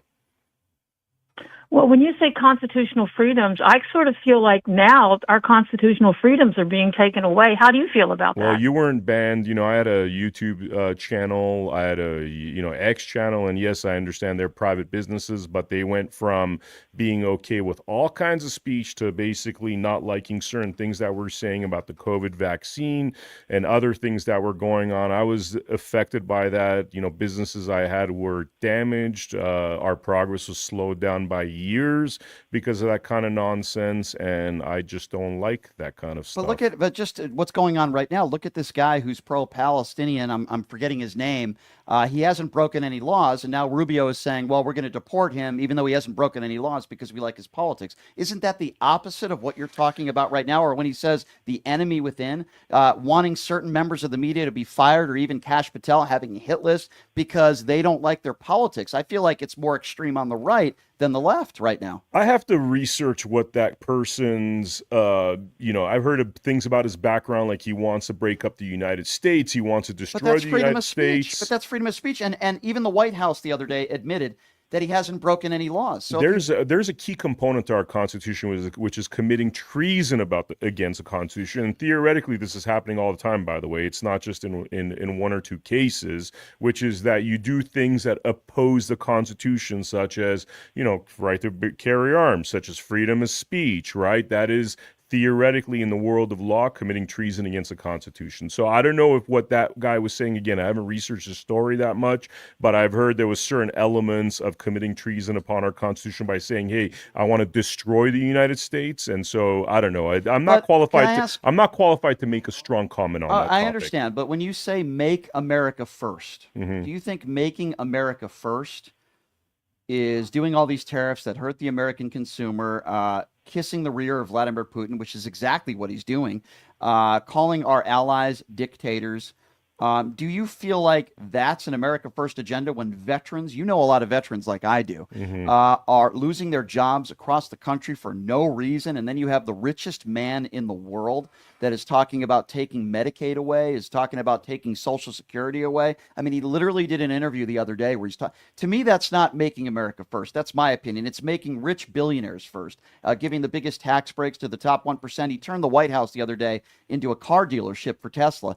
I don't think that's making America first. I think that's making his Elon Musk tech billionaires first, and then the American taxpayers and the people that are struggling, living paycheck to paycheck, putting them last. That's the way I see it, Vem. I know we probably disagree. That's the way I see it. I got to tell you, man, I've been so deep in this last couple of weeks with this whole Bianco situation and the lawsuit that we just filed and the press conference we had and the 30-plus interviews I've done. I can't say that I've actually been following the daily of what's happening to be able to give you an educated opinion on that. In theory, when I hear America first, it's like, look, America's my home, right? If I have my house, I'm in my house, it's my house first. I don't want to leave the door open. I don't want my house to be, full of crap and stuff. So I look at it that way. The concept of America first, our nation first, is like my house first, and that's what I support. Right. I would say that's private property, but let me ask you a question about that then. By the way, my dear, are you still on the line? I am. Okay. I am. I actually had one more thing to say real quick. Go ahead. By the way, boycotting is not illegal, and that's something else that he's been talking about too.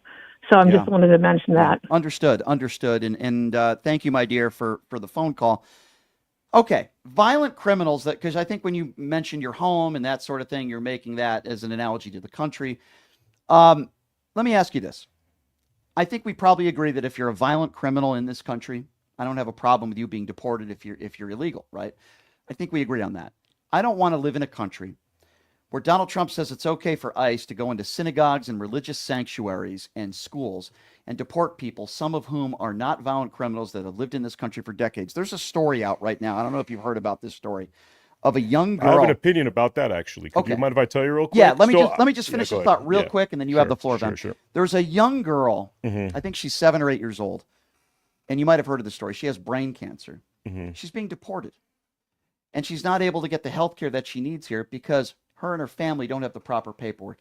And by the way, her family members, married couple, parents, undocumented, yes. Violent criminals, no.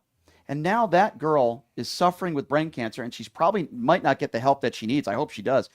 Vem, that's just not the country that I want to live in. That's not I understand. Look, this kind of like thing of like taking an individual, like we were saying, you're talking about how it's very rare that, sex changes happen at 3 years old, but it does happen, right? And, this idea of parading people, we saw the State of the Union with the kid that has brain cancer. He wants to be a Secret Service. Not many of the Democrats clapped. This idea of parading people that are like going through something wrong or difficult, as the example happens a lot. Well, because right? they want to cut against cancer research funding, and I think that's probably part. Now, listen, that's a deeper conversation, by the way, because I think the whole cancer industrial complex is complete. Could you cuss on this show? No, don't do that. Complete BS. Complete Yeah. BS. Yep. The cancer industrial complex is a lie, and that's what I have to say about all right, that. but I hear you. Mm-hmm. And by the way, I don't think the Democrats should have even been there. Mm-hmm. If you're not, just don't sit in your seat. And I've criticized the Democrats for those weird signs they had. Yeah. However, I want people to be consistent. When Marjorie Taylor Greene and Lauren Boebert were screaming at Joe Biden, they were calling him a liar when he was trying to honor the 13 service members that died in Afghanistan. To me, that's worse conduct than Democrats that are angry at Donald Trump and not standing up and clapping. That's just my personal opinion. Okay, fine. Let's have decorum on both sides. But when you have the leader of the free world making a speech and calling Elizabeth Warren Pocahontas and calling everybody that's a Democrat in that room lunatics, it starts with the commander in chief. Set the tone. Joe Biden didn't talk like that. He wasn't name calling Republicans. So while this relates to the topic actually of Chad Bianco, right? Because, okay, you have, look, whether he calls her Pocahontas or not, you have all these congressional members, Republican and Democrat, that go in there making $200,000 a year and end up with $200 million in the bank because of corruption. Yeah. Chad Bianco gets into office. The first thing he does is he gives himself a 27% raise. Right now, this year, he's making $600,000 more than corruption. the president. I'm with you. There you go. Across the board. And you know what? Let me say one thing. The uniparty is scum. That's why I'm telling you I'm a constitutionalist. I can't stand... Well, why would you vote for somebody like that? If you don't like corruption... Because I'm not voting for the uniparty. I'm voting for the outlier that's coming in there, and he's going to bulldoze the uniparty. All right, but hear me out. At least that's what I had hoped he would do. Okay, but Vem, hear me out on this. I'm with you on what you just said. Yeah. But you voted for a guy that was involved in a crypto... Versus Kamala, who can't even get a sentence out of her mouth. I mean, it was the best choice out of the two options. I don't know what you mean by couldn't get a sentence out of her mouth. She was voted as a senator, a very educated woman. She was the vice president. And I would also say the guy you voted for said that Jeb Bush got us into the war in Iraq. He talks about electrocuting sharks. He talks about Hannibal Lecter. He says the Iraq war thing, I was vehemently against. I think George W. Bush is one of the biggest scumbags ever. That's actually why I became politically active because of George W. Bush. Okay, Vem, I hear you. But you're talking about Kamala, who can't put a sentence together, when literally Donald Trump is the guy that said he defeated Barack Obama and we need voter ID to buy bread. This is a guy who has blunders every other word. He called Zelensky a dictator. I mean, I don't know how you feel, but I don't know why you would say Kamala, you're entitled to your opinion, but I don't know why you would say Kamala can't put a sentence together when on a daily basis, Donald Trump has gaffes and he's talking about owning Gaza. You want to talk about ending wars? He's threatened to put boots on the ground in Greenland. He's siding with Vladimir Putin. He certainly hasn't made the situation in Israel, the Palestinian conflict, any better. I mean, I don't know what you mean by her not putting sentences together. Like, what were the policies of Kamala that you said, that's it, I can't support that woman because of this policy and that policy? I'll tell you, I could tell you some certain actions. I think the way she came after Brett Kavanaugh using this toxic masculinity stereotypes, and this is the thing that's not talked about a lot, is the attack on men that is happening through family courts, that is stereotyping men in general as there's something inherently wrong with them. What did she say about Kavanaugh? Oh, just, while she's asking questions, it was very obvious that she was digging into those stereotypes. But people don't talk about that because... She was questioning his law firm, and she was questioning his allegiance to Donald Trump. She was questioning also this whole thing that happened like in college that is unverified. side and, using that, Me Too kind of thing to attack him, all things that I think they're cheap shots. I think they're cheap shots, they're classless, and it's your typical attacks on men at a time when 90% of fathers in family court don't get to see their kids. So if you don't like attacks on genders, then why did you vote for the guy who literally attacked Ted Cruz's wife on looks? Why did you vote for the guy that literally calls people horseface and Miss Piggy, a guy who went into female locker rooms? Tell me anything Kamala Harris has done in her life that would be as bad as bragging sexually about going into teenage locker rooms when you ran pageants. And he admitted it on the Howard Stern show. Can you name me one thing that Kamala has ever done in her life that rises to that level of disgusting behavior? Look, I'll tell you one thing. I'm a very religious person. There's a Saul to Paul story about how this murderer, this nasty person, became one of the disciples, right? And in Trump, I hope that, yes, I know his past. I know all about the New York stories. I lived in New York, and I hope and I think he went through a transition which was a similar transition from somebody that might have been narcissistic, selfish, hanging out with a lot of women, having multiple partners, blah, blah, blah. He still is. And into somebody that became a better person, especially after getting shot at and getting, literally within a quarter inch of his life.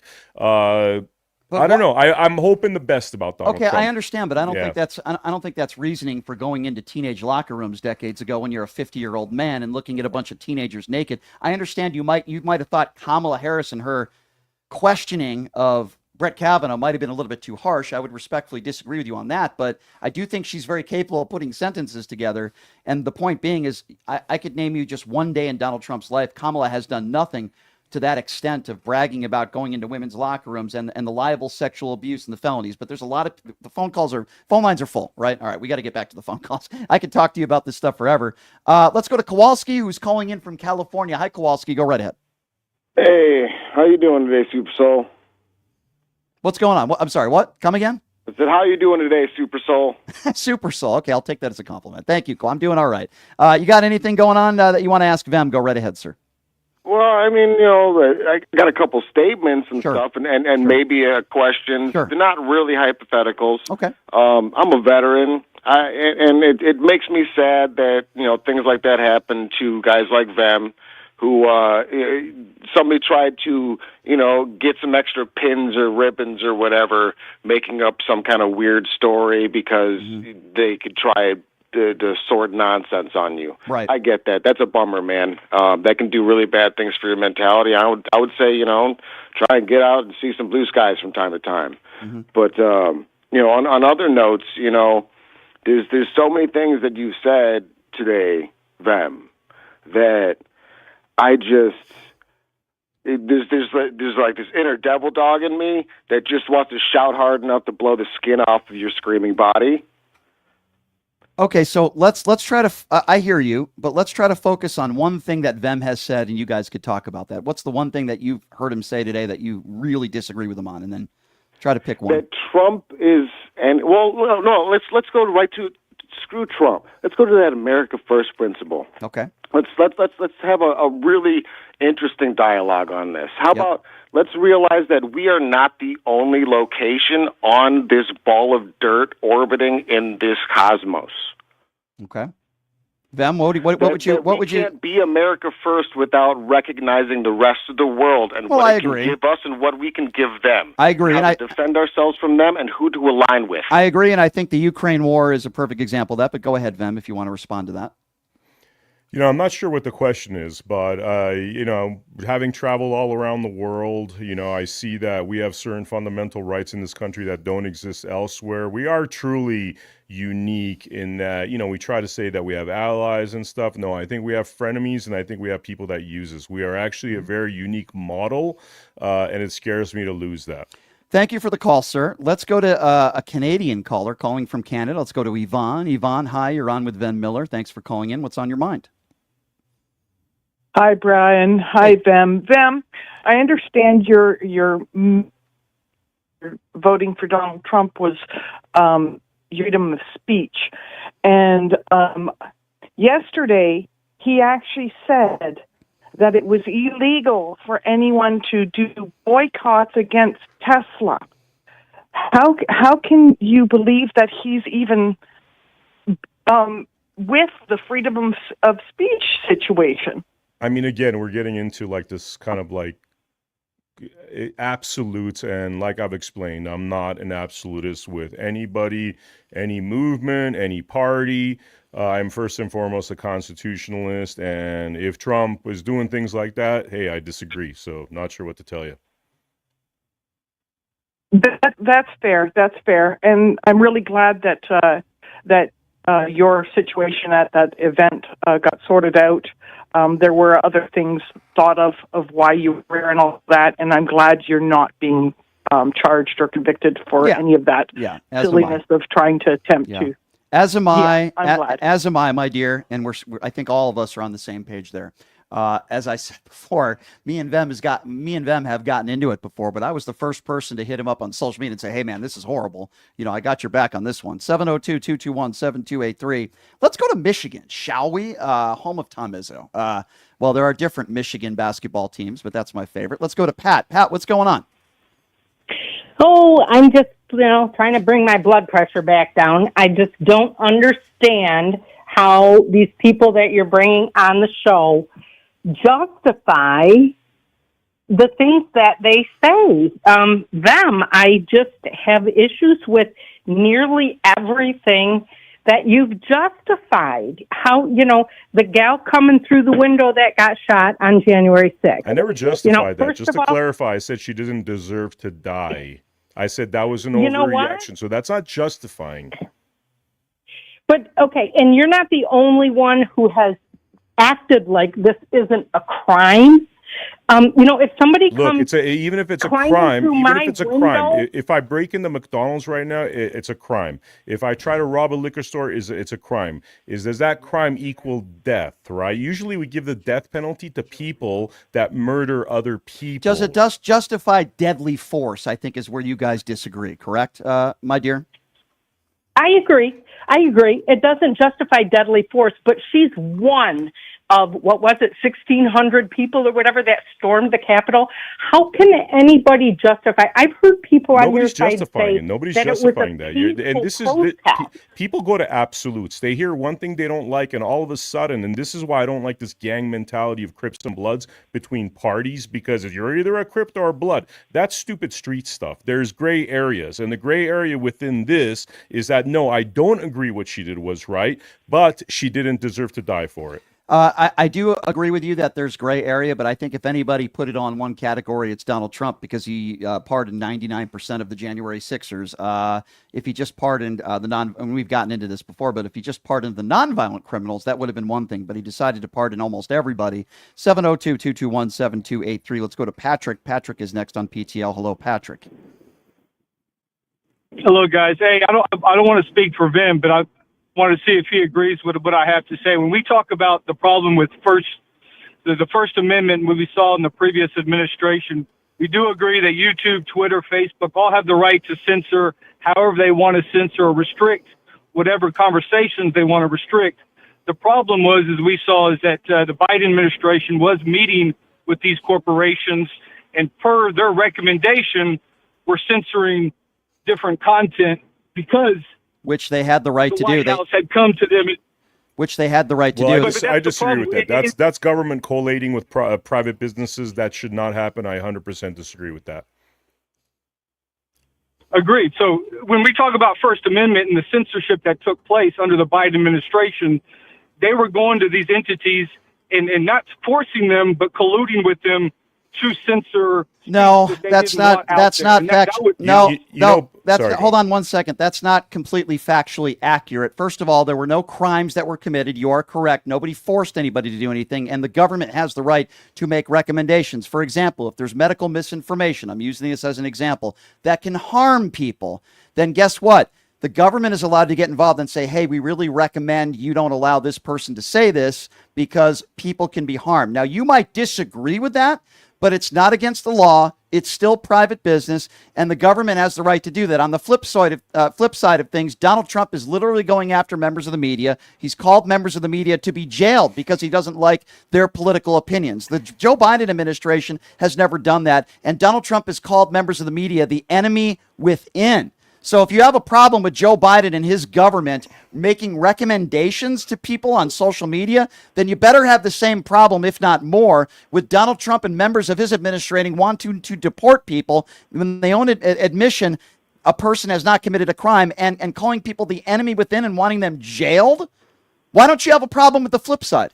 By the way, sir, if you don't mind me saying, I actually appreciate, this is what I'm talking about. These are the gray areas and that information you gave. I mean, I 100% agree with you. Yes, there was government working with Twitter and YouTube and Facebook, Mark Zuckerberg had said, to suppress information. And when we talk about medical information, misinformation, let's talk about my current lawyer, who's a staunch Democrat, who believed that taking 5 jabs were good for him. This guy was hard as a rock, solid, healthy guy. He used to run up and down Runyon Canyon. Right, and then he starts getting blood clots, and he could no longer work out for the rest of his life, and he has to be on blood thinners. So that's medical misinformation. So I don't want to get into a COVID conversation. Yeah. But I also don't like getting into COVID conversations with people that do not have medical degrees. Now, I'm sorry if that happened to your lawyer. The medical industrial complex is one of the most corrupt things, like the bar, like the legal industrial complex, all these,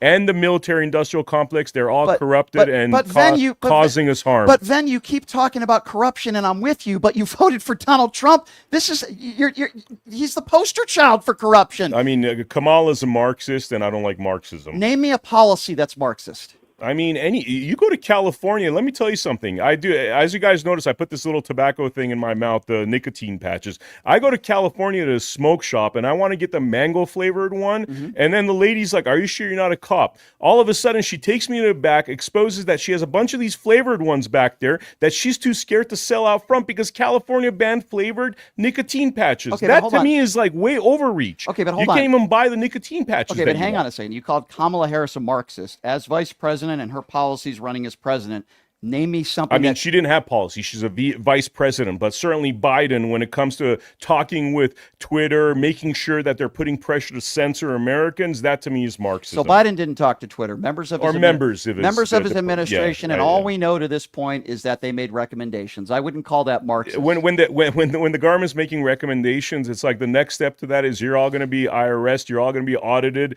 You know, we know what government recommendations is. When the government tells you to do something, most people do it because the inverse of that is we're going to destroy your business. So that's how government works. So telling half the women in this country that live in the States that they can't have an abortion, would you call that Marxist? Because I am vehemently anti-abortion, so we can't even talk about that topic. To me, abortion is murder, period. Okay, that's your opinion. Yeah, well, it's my opinion. It's it's murder. So when the government tells people to do things that you agree with, it's not Marxist. But if the government tells you to do things... No. Murder is murder. A baby, babies... That's not the definition of what an abortion is. Well, you know, because corrupted individuals have made that definition. From inception, that thing is alive. It's not a clump of cells. So if a 13-year-old girl is raped or the victim of incest... I mean, they always bring up that extreme, the kid with the brain surgery and all that stuff. Well, hold on. Oh, it's an important question. If a 13-year-old girl is raped, do you think she should be forced to have that baby? I'm talking about the 60 million abortions that have happened that have pretty much carpet-bombed so many children's lives. That's what I'm talking about. Right, but Vem, it sounds to me that if you disagree with what the government is telling people to do, like a policy,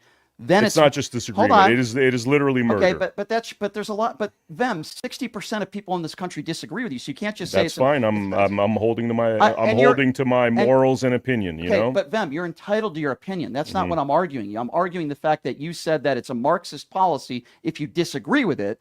But yet, if you agree with a policy, then all of a sudden it's not Marxist. I think that's unfair. You have the right to believe what you want. All I'm simply saying is 60% of the country disagree with you. I want to know what's a real Marxist policy.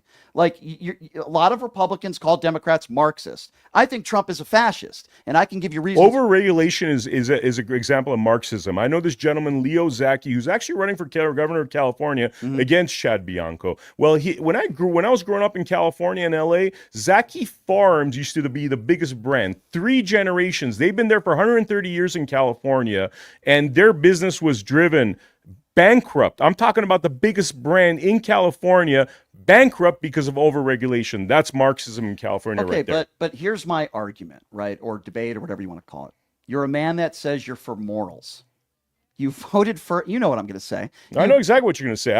I think he has no morals. I think Kamala also has no morals. Explain to me why. Well, just by being, I believe she is a Marxist at the end of the day. Because Give me a policy. when you're over-regulating, that's Marxism. What has she done to over-regulate? Well, she didn't have a chance to over-regulate as a VP because she's not controlling policy. I'm talking about the Biden administration. But you just keep bringing up Paris. No, but by the way, she said she was very happy with the Biden administration. She would continue the same policies had she become president. Biden, in my opinion, is a Marxist. If she said she's going to continue Biden's policy, she's a Marxist. So okay, but you're the one who mentioned the word morals, not me.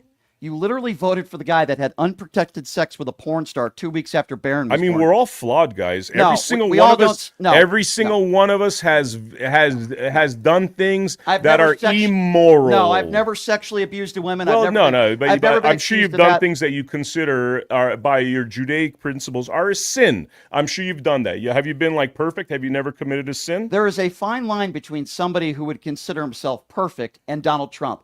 He was found liable for sexual abuse. His own ex-wife said that he raped her. He's got 25 women that have accused him of rape. His ex-wife said he raped her? Yes, she's which ex-wife she's are you now talking passed about? away. Ivanka Trump. She is now passed away. She said she was raped? Yes. Okay, I haven't heard that one. In court documents in a deposition, she said she was raped, and then he paid her off. There's 25 women. This is a guy who attacks Gold Star families, who attacks POWs, who attacks... Can we talk about Gold Star families like Tina Peters being in jail right now in Colorado because she decided she's going to back up the election fraud machines, and they put this Gold Star mom in jail for 10 years because she backed up a machine where she thought as her duty and job and legally was her duty. So Tina Peters, so hold on one second. So I want to get to that. Okay. But Tina Peters did this show, and I will talk about her. Okay. But all I'm simply saying is if you want morals, the guy who sells Bibles for $60 and sells them, makes them in China for $3, the guy who literally, Marco Rubio said if he didn't get a $500 million company from his father, he would be selling fake gold watches in New York City. All I'm saying is I think morals are a very good thing, and it's important that we all have them.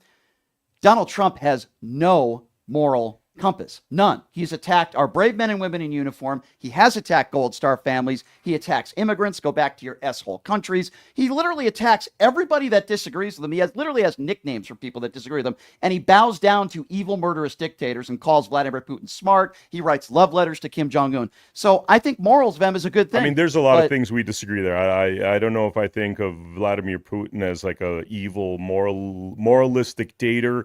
I do think Trump does have morals. I do think he has morals. If we're going to come into an argument about Donald Trump or a debate, I would love to research a lot of things you're talking about. I would love, because I haven't researched, you're saying in a deposition if the Trump wife, what's Ivanka you said? Or I will say this about Vladimir Putin, and then I want to take some more calls. Sure. For a man that's responsible for killing, let alone one person, hundreds of thousands of innocent people, you're damn right I'm going to call him an evil, murderous dictator. And if Vladimir... you have the Ukraine guy literally rounding up people, which I've seen, including people that are mentally challenged and throwing him into the war because he has no soldiers, because so many of his soldiers have died. I mean, there is so much blame to go for both sides if you really want to play Who started the war?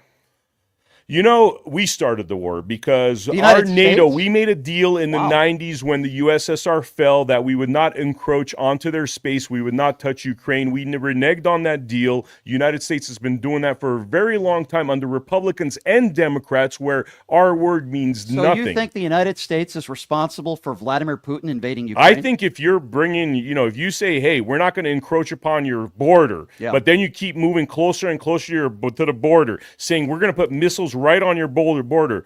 Cuban Missile Crisis almost started World War III underneath John F. Kennedy, one of my favorite presidents. Okay, because they tried to get missiles right on our doorstep, and now the same thing's happening with Putin. Well, we'll take some more phone calls, but I would disagree with you on that one. I think it's pretty clear that Vladimir Putin has invaded Ukraine and he's an evil, murderous dictator. But let's see what you guys think out there. Let's go to Leonard. Leonard is next up on PTL. Hi, Leonard. Well, hello, Brian. How are you today? Hey, good. You're on with Vem. Go right ahead. Hey, let me just give a shout out to Mr. Miller for being on the show, since he's clearly on the other side. But I can tell you that he is no constitutionalist. And the way that I back that up is he doesn't even fit the definition. I don't even know if he knows what the definition of a constitutionalist, because he certainly doesn't fit it. a core belief in constitutionalism is you have to follow the rule of law, and it applies the power of the government and the bodies. Their leaders are limited. Their power is limited. That's part of being a constitutionalist. And so far, I haven't heard anything. If he thinks MAGA and Donald Trump are going in the right direction, he is not a constitutionalist. Vem, what would you say to that? I mean, I already said that there's a lot of issues I with the Trump administration in terms of promises that they've made. I don't think they're perfect. I think for this point in time, this was the much better choice. Again, I don't deal in absolutes. The only thing I'm an absolutist of is the Constitution. I respect that you don't agree with me, but that's where I stand. Thank you for the call, Leonard. 702-221-7283 is the number to call. Let's see, who are we going to do next here? Let's go to Shelley. Shelley is next. Hi, Shelley. Hey, Mr. Miller. How are you today? I'm good. How you doing? All right. You said that you were vehemently against abortion, correct? 100%. Okay. And you say that a fetus or is a child, correct? That is a murder. living thing in your body. Yes. Okay. Do you sorry, the mother is a person? Yeah, of course. Okay. If the mother has a problem with a pregnancy, should she have to suffer and bleed out in a parking lot before she can get care? No, I think there's definitely exceptions for abortions, especially if it's caught, if it's the mother's going to die, the child has to be taken out.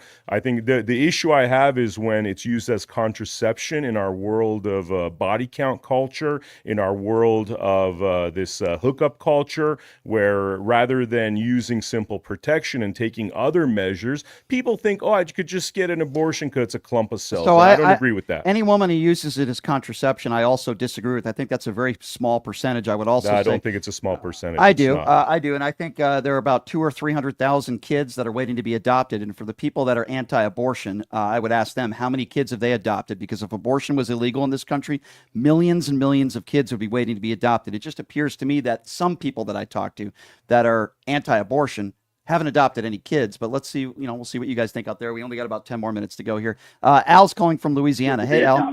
Al, you got to lower your radio, please. Hi, Al. Go right ahead. Yeah, I'm trying to turn this off now. No problem. I was just trying to get one question answered. What do both of you gentlemen consider justified legal force? I mean, if somebody's breaking down your front door. Yeah, I think you have the right. I think you have the right to use deadly force in that situation, and that's why there are a lot of laws. I think Vem would agree with me there. Yep. That if somebody's trying to break into your home, justifiably, it's one thing if you have a 10-year-old kid that's knocking on your door. I think it depends on the circumstance. It's a case by case. But yeah, Al, I would agree with you, and I think Vem would agree, and that's why I believe that shooting was justified. Let's go to Joe. Joe is calling in next. Hey, Joe, what's going on? You're on with Vem Miller. Go right ahead. Hey there, Brian. How you doing, sir? Good. Okay. I just had 2 points to make right quick. The first one. Yep. Okay, I just had a couple of points to make. The first one, a couple of weeks back when there was an article in the Atlantic said how the Republicans are afraid to go against Trump because they fear for the safety of their families. I mean, the way I look at it, if you think your job is too dangerous, then quit the job, Well, I understand. A firefighter who's scared to run into a burning building to just quit the job and go become a probation officer or a fingerprint technician, right? Well, that is true. There are a lot of dangerous jobs out there, and nobody's forcing you to do it, and that's why I have a lot of respect for those jobs and those people that work in that industry. Sure. And why the Republicans just can't do that themselves? You're too scared to do your job, just quit. Well, I do think I will ask them that. I do think that there are a lot of Republicans in office today that are very scared of Donald Trump, and they're afraid of losing power, and they don't speak truth to power. Do you agree with that? I mean, yeah. I mean, I look at it as a uniparty industrial complex where both parties are deeply flawed. Right. Frankly, like I said, the only reason I think Donald Trump is the Hail Mary pass for many people that voted for him, because this country's going in such a bad direction where you have these congressional members basically doing all kinds of illegal trading. If Brian and I were doing that sort of thing in making tons and tons of money based on insider information, we'd be thrown in jail very quickly. But we have two legal systems in this country, one for people like us that are on the phone, and then you have the elite that has a completely different set of rules and privileges, and they don't seem to be held So I accountable. agree with you. Insider trading is a terrible thing, and if it's happening, which I believe it is, it's wrong. Would you also agree with me that Donald Trump's crypto scandal, that was about a $6 billion scandal a month and a half ago, was also... You're talking about the meme coin? I think... Oh, yeah. I mean, I wasn't very happy about that situation. So you would... you know, again, you're not... Look, I support Donald Trump on a lot of things. I don't support him on everything. I don't think that was in good taste, actually, because a lot of people I know bought a lot of those, and then the price plummeted, and the people at top made a lot of money. And the essence of crypto is to decentralize from an elite, so we the people get to actually benefit, and that's not a good example of decentralization. I agree with you, Vem, but here's where I think I might disagree. I think bad taste is showing up to an expensive dinner on a date wearing shorts and a T-shirt. I don't think it's bad taste when you steal money from the American people, and it's a Ponzi scheme. And that's exactly... I'm not saying only Donald Trump did this, but what I am saying is, to me, that's not poor taste. To me, that's disgusting. It's despicable, and you're stealing from people. By the way, on this topic, I'm actually working with a crypto company that is the only crypto company that solves this problem. If you guys follow me, you know, AmericaHappens.com, follow me at Not Vem Miller on X, NOTVEM, like Michael Miller. Well, if anybody... And I'm gonna be basically releasing a video in about 2 weeks having to do with this new crypto company, that all the problems we talked about, where crypto is basically benefiting 5 or 6 billionaires out there, whichever ones are invested in that company, versus truly being decentralized, truly being for we the people. That's coming out soon. All right, this next call could get feisty because we have Darlene. She's known as the MAGA Destroyer on this show from Oklahoma. What's up, Darlene? What's going on, Darlene? Hey, Brian and Vem. I can't talk about...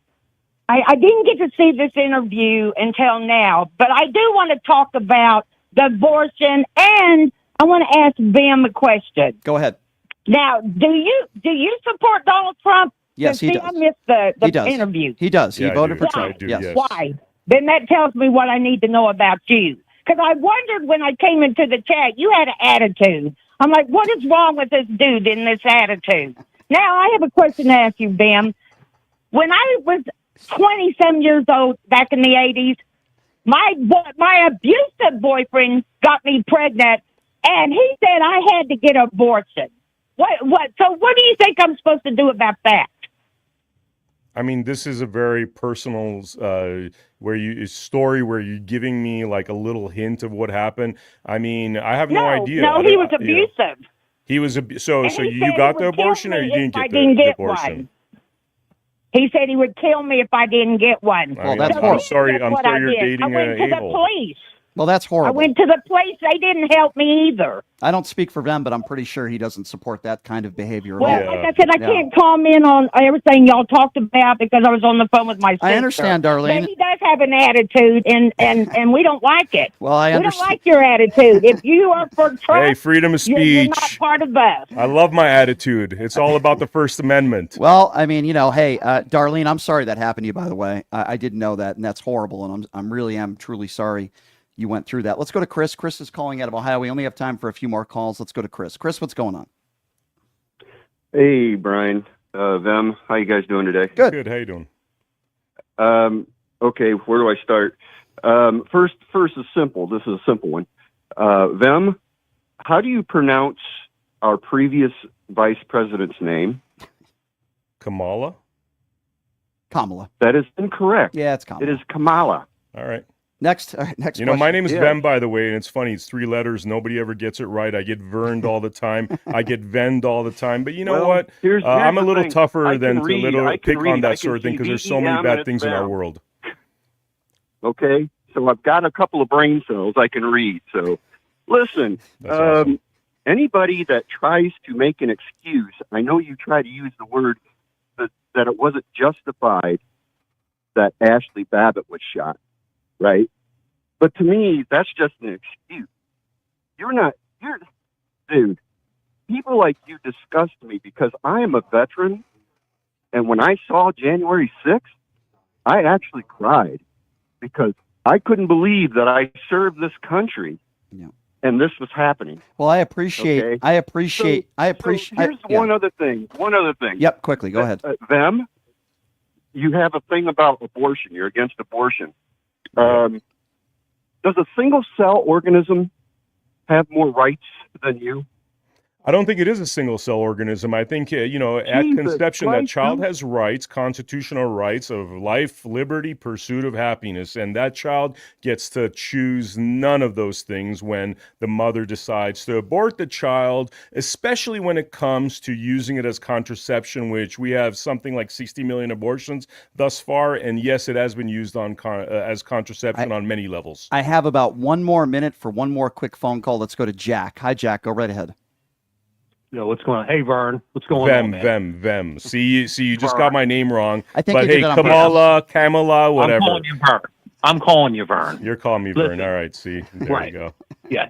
So, who won the 2020 election? I just want to unpeel you real quick. Oh boy. I mean, you really want to start this with like 30 seconds left? I want quick answers. No, I'm not going to give a quick answer. That's a much longer conversation. All right, I'm going to move on. Good. I'm going to move on. Okay. So, when you saw the debate between Kamala and Trump, who won that debate? Oh my goodness! When Trump's talking about, fair question. Who won the debate? When Trump's talking about he has visions of a health care plan, when he's talking about cats and dogs, who won that debate? I can tell you, Joe Biden lost the debate. No, Kamala. I know. I'm just saying the other side of things. I mean, Kamala, look, I've been working in Hollywood for like 30 years as a producer. I know when somebody's reading pre-rehearsed lines, that's what Kamala sounded like. She sounded like she had rehearsed her lines. It sounded like a lot of fluffy things with not much substance. While Donald Trump is not the most perfect debater, which I think J.D. Vance is far superior to Trump, I still think Trump handily defeated her with that one. Yeah, I would disagree with you on that one. I think Joe Biden certainly lost the debate himself because he just wasn't there. He had a very bad debate. I thought Kamala, under the circumstances, did a pretty darn good job. And even if that is the case, that she memorized lines, I still think she was more specific. And then you had Donald Trump talking about, they're eating the cats and dogs and just said a lot of ridiculous things. But I want to end the interview with this. I am glad that you are not being charged or convicted with an assassination attempt on Donald Trump. That obviously did not happen. And if you get money from them, quite frankly, I don't feel bad for them because they should have never said that you did that in the first place. And it's their fault. I'm angry that the taxpayers who did nothing wrong are going to have to pay for it. I think it should come out of their wallet. That's my personal opinion. But I do think you're going to get a settlement there. And you also came in studio knowing that we would probably disagree on everything politically, but you still took the shots, which I appreciate. Yeah, I actually enjoy these interviews far more than the agreement ones because it's a little bit more, you get more done with them. As do I. I had Enrique Tarrio on the show for 45 minutes the other day. Mm-hmm. I've had everybody from our the White House press. Caroline Levette's done this show. Robert F. Kennedy Jr., Vivek Ramaswamy. So some of my listeners might disagree, but I think the only way we're going to get anywhere in this country is if we have these kinds of conversations, even though we might disagree on a lot of issues. I think it's important, and I do appreciate you being here, and you're welcome to come. I appreciate you for having me Absolutely, and you're welcome to come back. All right, Vem Miller, everybody. I appreciate him being here. We are going to get right back at it tomorrow, same time, same place, on a Friday with some very special guests tomorrow. And also my thanks to Ed Krasenstein for joining us from the Cast. We will see you guys tomorrow. Have a great day. And we'll talk to you tomorrow, everybody.